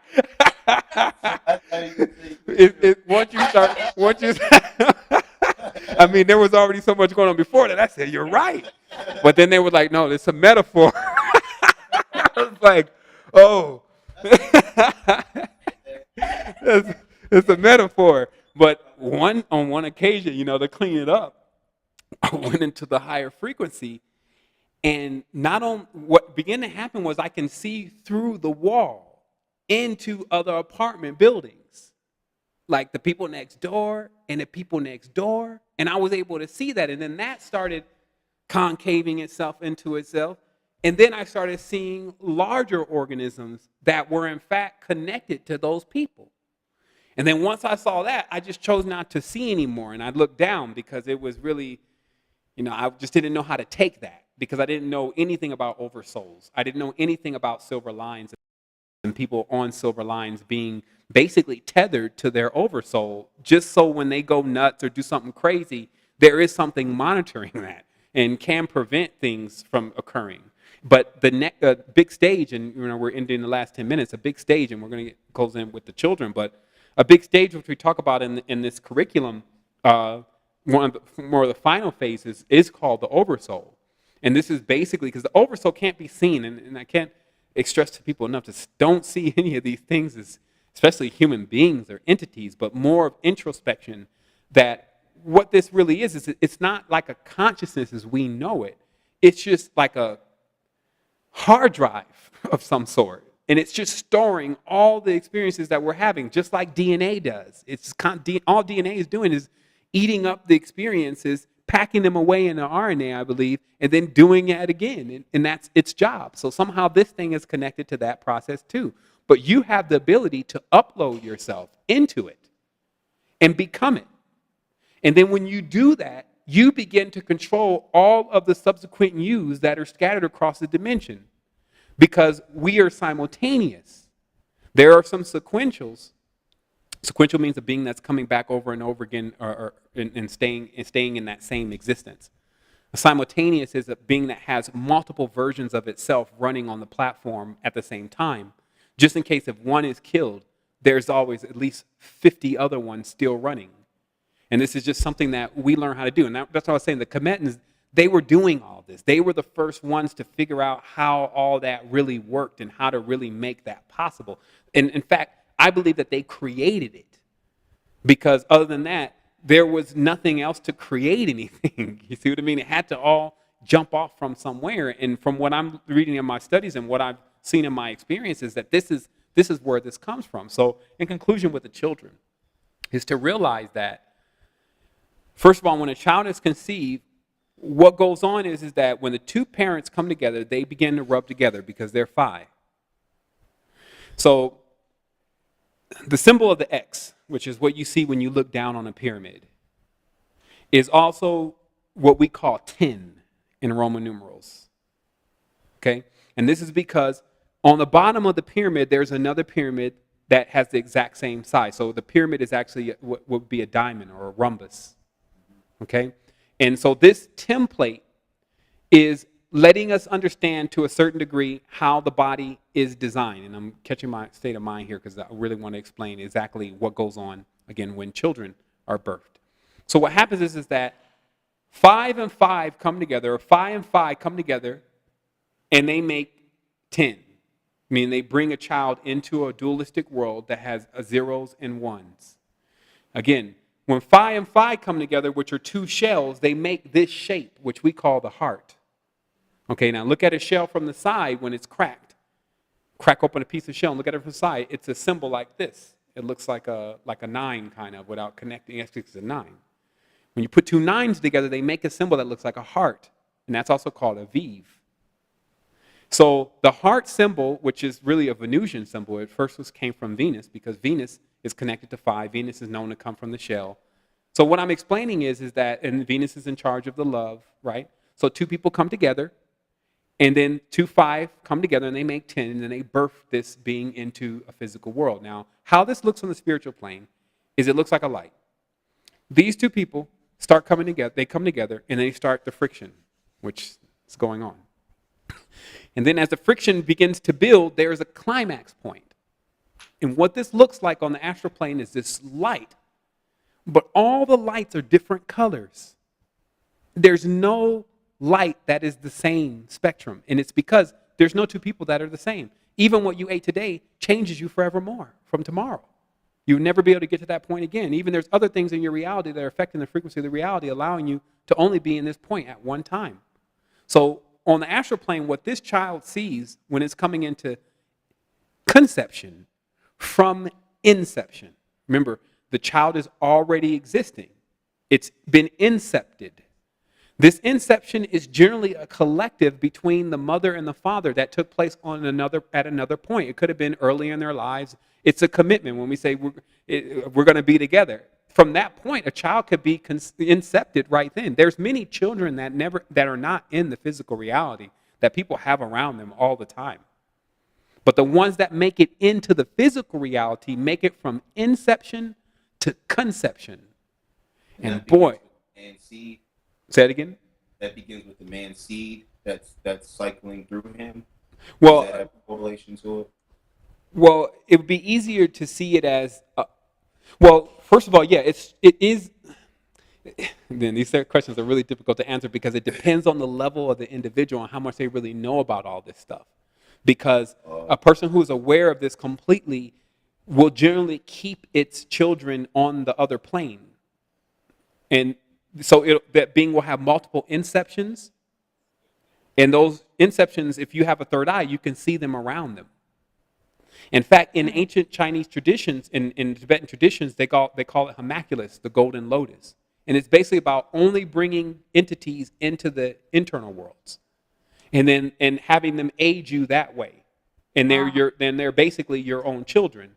Versus the conception, that there was always warnings about the conceptions is what I'm telling you. That's why the Bible begins with the whole act of conception being a problem, right? And it's because when you bring your idea then into a world of other ideas.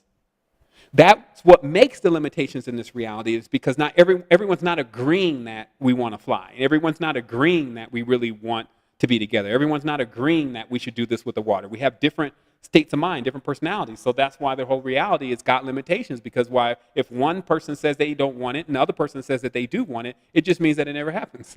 So, and it just, or it happens in some places, doesn't happen in others. You got to find places that are more adapted to your environment. So let's continue with the child. So if the child makes it from inception to conception. Now, this is also hidden in the secrets of the incubus and succubus, which gets more into the darker side of this, because the darker side is that you can incept distorted life forms. And this is when lust does that sometimes, because it brings forth a child that the conception of what they're creating is completely off. But they still create it. And then it's distorted. This is the same as having an idea that you didn't really research. And then when you start being in that idea or that business or whatever, and then it starts falling apart, and then that could be seen as deformed. And this is because the shell is not perfect. It's not perfectly on phi. And this is why they say that the most attractive people are perfectly on, or what we find attractive are closer to phi. Okay? So what happens is that when this child is brought through, what it goes through is it goes through all the planetary spheres that are basically shaping, molding, and fashioning it. And this is what creates the person's zodiacal stance. So if you saw this, what you would see is this being coming through portals, okay? And these portals are created by the mother and father with the chakras joined and fully charged. They call that climax. And then the child goes through it. In the first portal, the geometries are very complex, but we can make it simple. Let's say it's a square. Now what that globulous form will be is a cube when it goes through that first womb. And then when it goes through the second womb, let's say that second womb is a pentagram. Now it'll be a cube wrapped in a shell. Then let's say that the next sphere is a hexagram. Now it's a cube wrapped in a shell, wrapped in a hexagram. And these are also giving it not only its characters and traits, because everything is being done through weights and measures, like how much of Saturn are they getting? How much of Venus are they getting? And then it's also, again, governing their senses. It's a being that's really unlimited. But now it has to be converted to something that can survive in this world without destroying us all. And this is why they also say what Cain was a destruction to the world. And even in the Gnostic tradition, Yaldabaoth, who is also Cain, was destructive to his mother because of that kind of being didn't really mesh well with a physical world. So that's why we always have to govern our children. No, you can't do this, and you shouldn't do that, and you need to share. There's all these rules because in this world, the child can't just go acting out like it's unlimited. It just can't. You see what I mean? So these are the facts of life. This is stuff that we have to look at from a whole nother level. Like, even if you wanted to, if you activate it here, you would destroy life. You would break Earth's water bag. If one human activates here too high and sends out an energetic charge, not an explosion. Explosions when they drop atom bombs, which are also, they rip holes in the reality. But implosion, and you quirk, you're going to open up a gate, and then anything can come through into that gate. And let me explain how this is for you to get this very simple. The boundaries or the walls are your skin. They're synonymous with your skin. Okay, so if I poke a hole in your skin, now something can get inside of you. And this is the other thing, you understand. I understand the body is so unique because certain parts of the body are never exposed. There's not even, it's like a vessel, an alchemical vessel, a vacuum. It never air gets there. Because and the skin is responsible for that. And that's why the skin is synonymous, especially in Kabbalah, with the serpent. Mm-hmm. Like there's positive, negative sides to everything, but the serpent is a sheath. It has swallowed everything. Everything is living inside of it. That's why it's also synonymous with woman, because all the baby is living inside of its mother. You see what I mean? So and then that's why it becomes synonymous with the act of creating and bringing something into a physical world, because the serpent was a metaphor for a woman with a womb. because she can concept. And without that, man cannot live in the physical worlds.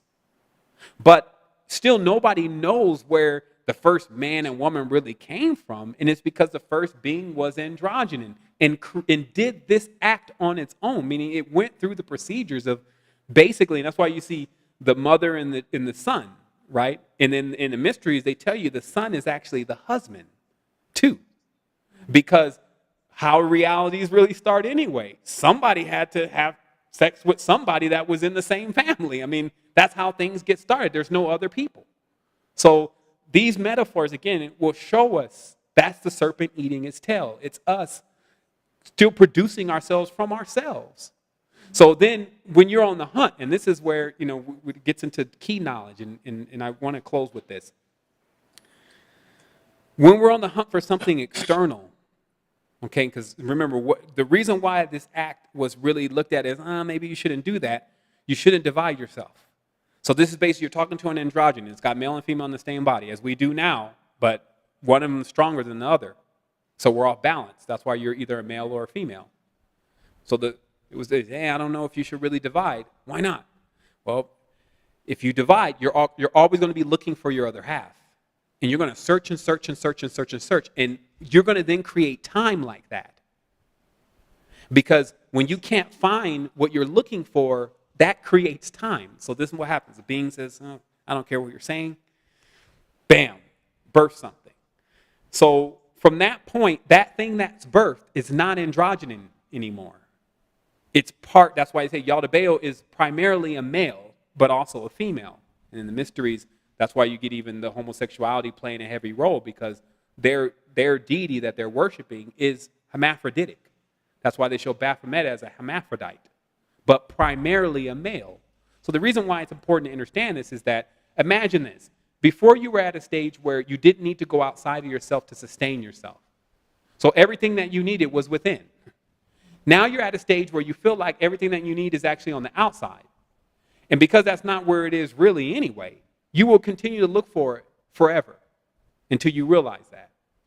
And in that, they say, was one of the drawbacks to this thing, was that now we have a passion to find ourselves. So we constantly go and try to find the opposite race, and we do, or opposite sex, and we do everything that we can to find that opposing force. And opposite sex doesn't mean whether it's a male or a female that you're looking for, because there's some people that are gendered the other way. It's looking for something outside of oneself that is supposed to complete oneself's immortality. Immortality. Because remember, remember I told you, the commandments wanted to be immortal on the physical plane. They were already immortal, but not on the physical plane. So the thing that was created was to become immortal on the physical plane by living through yourself. Birth continuously. So basically you dive back in. Every time that, as a male, when he goes into a woman, he's diving back into the matrix again, and then going to bring himself out again, hold himself. And then you see in the same thing, male, female, they're going to basically be dealing with themselves continuously. And so we're running out of hour, but it's deep stuff to really think about. And then to close this in and open it with the children is, see, that's why I started the Secret Energy, because I couldn't find anything out there that was really ready to deal with this like this. Like there was always, you're not supposed to say this and all this and that. That's why I just branched off. And that's also why I stopped, especially recently, doing a lot of talking, because I'm just more into action.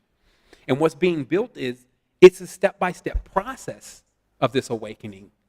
And we can say what it is because I've been keeping all the notes for the last 5 or 6 years of every single process of what I felt, what was going on, what I read, who showed up, what their name was, etymology, what it connect to, etc. Then you also have the connection, though, which is more important, because if everyone's waiting to hear from Sevan in order to get the message, then we got a problem. It's going to bog down with me, and it has. Like I need an agent or something. Like my career is way beyond what I can actually manage, and I'm doing everything that I can to do that. But it's better for me to just create what's going to allow each one of us to connect while moving out the things that separate us, like overlapping. You get a person who's level 1 in there with a level 12. They're not even going to be on the same levels anyway. So the conversation is probably going to annoy the level 12 and then make the level 1 feel jealous. That's called overlapping. You see what I mean? So but at the same time, as a level 1, if you know that there's a level 12 chat room and you just need a password to it, and you can get the password once you complete all these levels, you can guarantee that whoever's in that chat room is going to be able to tell you more about what's going on. But how the curriculum is designed, by the time you get to level 12, you're not going to need nobody to know what's going on. You're just going to be looking for your spiritual family, which is really everyone, but more so people that are biorhythmically connected to you. So what this is the bridge. Because there are people, just like me and you're talking right now, we were going to talk anyway. And the bridge was Skype today. And because I'm also reaching out more tentacles, per se, into the world, saying, hey, I know this knowledge. If you want to know it, I have no problem with introducing it to you and explaining it to you, or actually refreshing you about what some of you already know. So imagine when you get something where all the people that are connected that way, that have been looking for each other, because I know what's going on. People are looking for each other. And then what the division has done is put walls in between these people. That's the wall that Dhul Qarnayn built. If you read the Quran, Dhul Qarnayn built a wall. Dhul Qarnayn means two-horn. They thought it was Alexander the Great, but that's not Alexander. It's the deity inside of Alexander, which is Yada Baal, old two-horn, MLK, or Moloch. You see, and this stuff gets so deep, nobody can really say, yeah, it was being done to us. Nobody can. Like, I got off that. I never even got on it. My first papers were Solomon and Menelik and Sheba and what really happened over there with those cows. And those horn god and the minotaur and the maze and all that. That didn't come from England. Actually, or Europe. Europe is Yoruba. That's where that word comes from. So, I mean, what are we talking about here is what I'm saying. And that's how I came at this. I was like, well, shit. Before I read David Icke, before I read any Michael Sarians or any of these people, I was already in the ancient books because I didn't think that anyone knew about what was really going on. And that's why I need to go read about it. Or else everything would have been changed already. Because of what I experienced through mantras, took me into a whole nother world. And then in other things that I realized that, like paper can do things unbelievable. So little mechanics, things that never even discussed in school, can shatter realities and build them all over again. Worlds can be stopped and started again. You can take yourself out of this world and into another where everyone is still there, acting the same way they are now. There'll only be subtle differences and changes, mainly that you can get your ground on, meaning that you can actually succeed in that world. And all that can happen within the time that you're transferred from your sleep in this world to your sleep in another world, meaning without a blink of an eye. You won't even know what's happening until you realize, if you're actually taking all the notes about everything, that some stuff is missing. Some people don't have the same name. Some people's birthdays are off. But don't count on them knowing.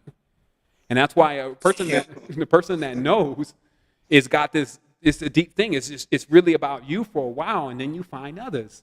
And then that's what the platform is that it's actually creating the connection between others. So that way we can go ahead and take this thing to an entirely different level because we're world builders.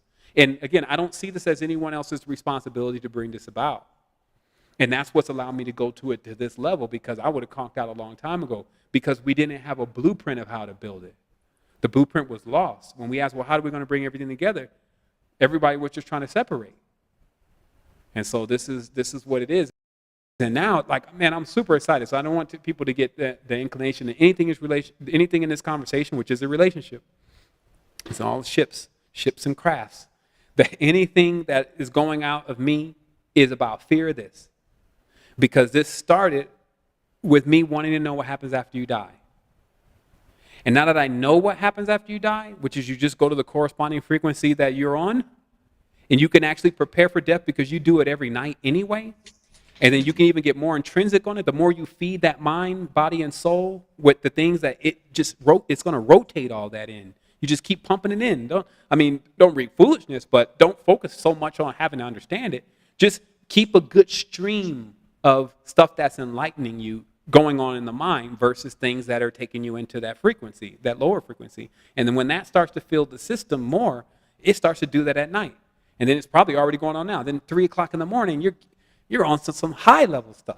You may not be able to remember it around 5 o'clock, but 3 o'clock is just breaking down the entire quasar equation of the entire spectrum itself. And then when you wake up, you got that data. And so that's how I also remember, when you access these planes, you also become a bridge for bringing that into this world. And then what you've done is you become the ancestor. And that's what I was trying to explain the other day to everyone. I said, look, The biggest problem here is because we're disconnected from the ancestors. But this doesn't mean it's because we don't have any old people around us. It's because we haven't made that connection to ourselves in the future. And when we do that, then we bring out the ancestors. So then when somebody's talking to me, they're just talking to the ancestors. And that's how it works. And then when I talk to other people, I'm talking to my ancestors. And when I build that framework, and we build that framework back together, that's the foundation that all these people are going to stand on, all of them. Now remember, what you're capable of doing is way beyond whatever has been done to this point. That's a great thing, because maybe you get some space credits for it. But what I'm saying is that the highest level of power here is really beneath you. I've completely examined this being, smacked the being in the face. It doesn't have power. It doesn't utilize that power. Its power is electricity. You see, like it actually put its power into physical powers. That's why they cut off the power. It's like, damn, we don't have no power. But I can go get a generator. Spiritual power comes from you, and that spiritual power usurp all this. And this is the next stage, and then I'll conclude with this really, because it's the next stage of our entire consciousness. Weapons do not have effect against this kind of being. If you really want to know where to set your mind, you set your mind in being in harmony with all the elements. Because once you're in harmony with all the elements, it doesn't matter what they're trying to do. It just doesn't work. You experience this first on a subtle level. Then, depending on how the future turns out, you may experience it on different kind of levels. But what I'm talking about is they could take the gun and have it right there and pull the trigger, and it just wouldn't do anything. Then, if you could take a picture of the look on their face, that'll make me happy. And it's if I don't take the picture first. And it's because when their weapons no longer have effect, that's when they'll experience fear. You see, like right now, when they hide behind all the weapons, they don't feel scared. But when the weapons don't work, because they're dealing with the real wonder weapon, and this is what was hidden. Like this is what Hitler marched armies across the Ural for, which was the knowledge of one Waf. That one Wafa was a man, a human, a being, a woman, that had activated themselves into a wonder weapon. And this wonder weapon cowered all that had weapons. And thus all the wars ended. And that was known as the Vajra. It's actually a physical symbol of that being. It's not the actual Vajra staff. It's the physical implementation of a balanced being that has their energy charged up. So then what happened was they took this knowledge, because Hitler has his own plight. You have to watch the greatest story, I believe, never told. It's about Hitler. And about how basically he was just protecting all those people from the Russians, because they had already run them dry from everything. And they also had to deal with the elements, so it made cruel people.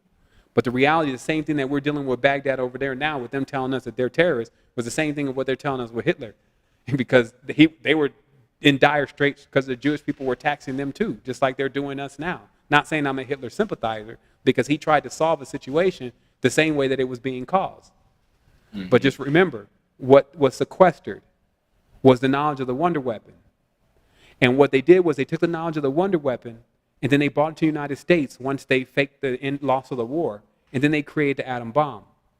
Because instead of using the knowledge, like I told you earlier, to activate humanity, they turned it 180 degrees. That means you turn the star upside down. That's Crowleyism. They turn a 7-pointed star upside down. And then what they activated from that point was explosion rather than implosion. Implosion allows you to quirk. You drive all your energy centers into yourself until it charges you up, and then say hello to the new realities. Explosion is when you explode and basically send ripples across reality and destroy and shatter things. Mm-hmm. So the knowledge of implosion was what the Tibetans, and they still know, the Lamas know, because implosion lets you time travel, implosion lets you lucid dream, implosion lets you feed on your own energy. You're not even really eating. That's all implosion. Explosion is what the reality is dealing with now. So they took the knowledge, they turned it 180 degrees, they figured out all the elements that were mentioned in there inside of man, they found them in the physical reality, and then they put them together in stages. And if you read the ignition of a nuclear bomb, it goes in stages where basically particles are being slammed together. So the same thing in our reality, that same knowledge. And then remember, this template this is the kind of thing they talk about in the cartoons that you should never let fall in the hands of evil. Because once it does, it could be used for multiple things. Now in the reality, it's also being used to slam other grand worlds into each other. You slam an entire nation into another nation. You see, creating a huge explosion and ripple effects beyond the limits. So what has to happen is that, or gets to happen, the imploder.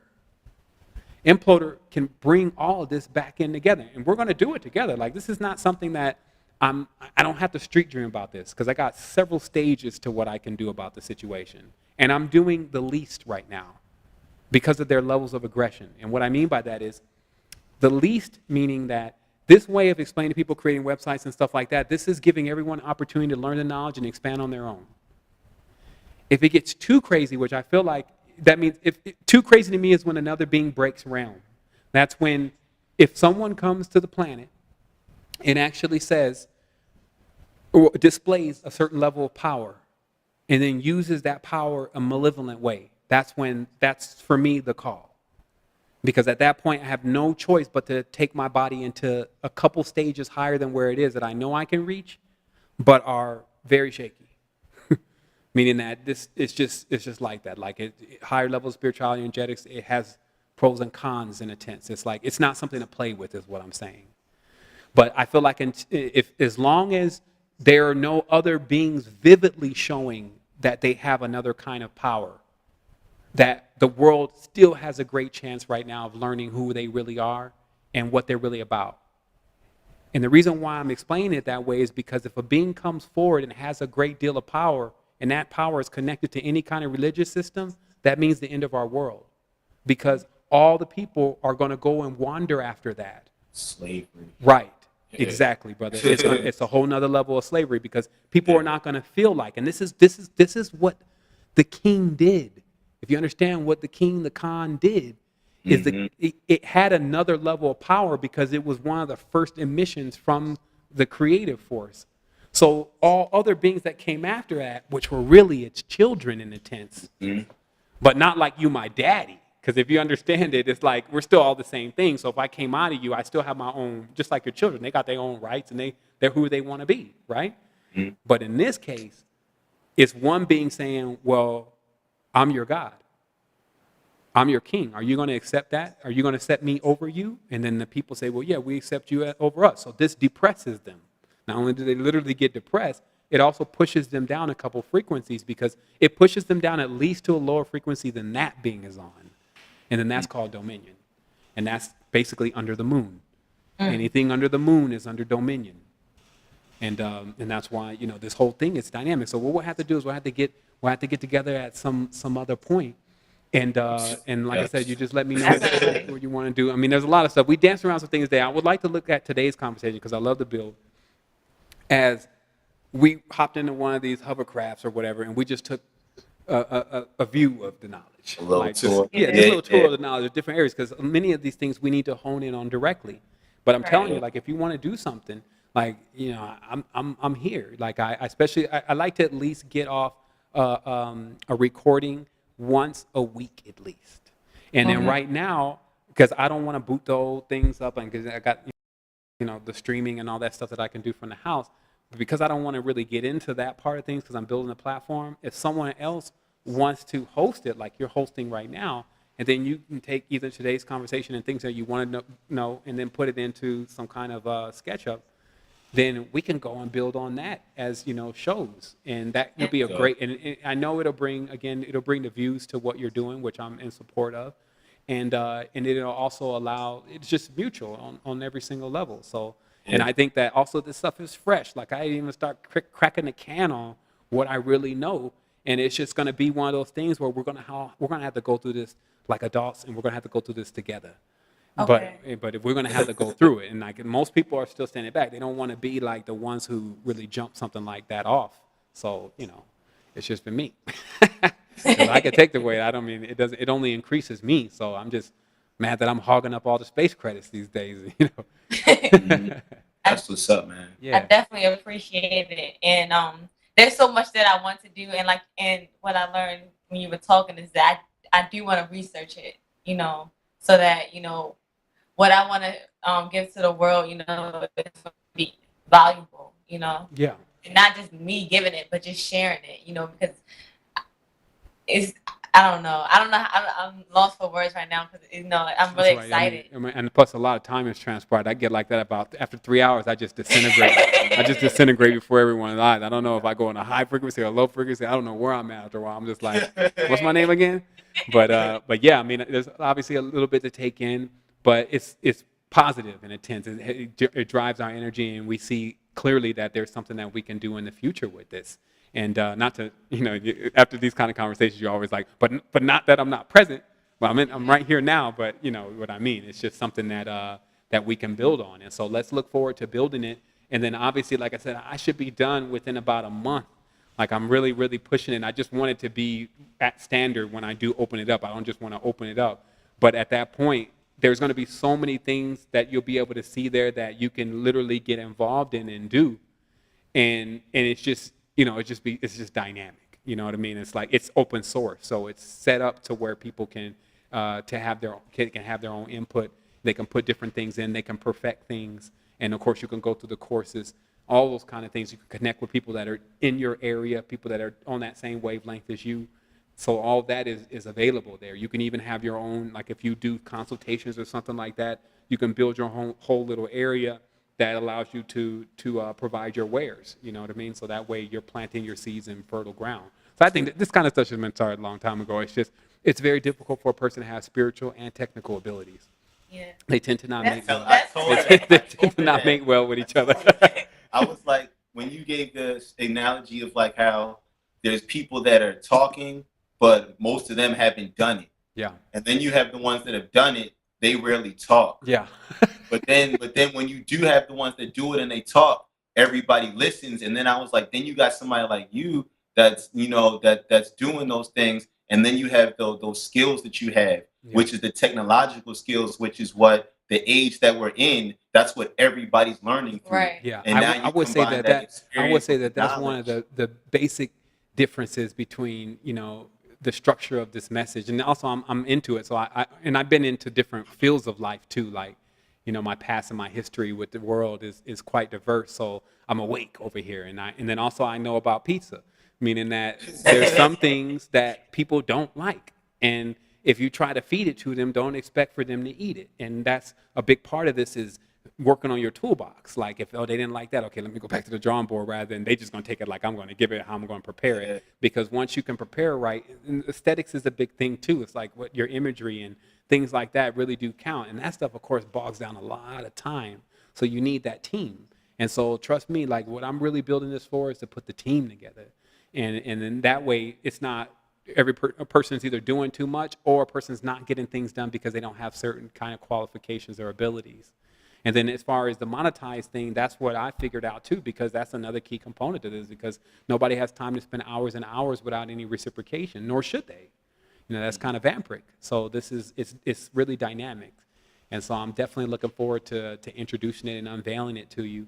And then obviously you know me directly, you have a direct line to me. Anything that you want to schedule in the future, especially within the next, I'm moving on the 15th. So after that, at least a week or two after that, then I'll be available again.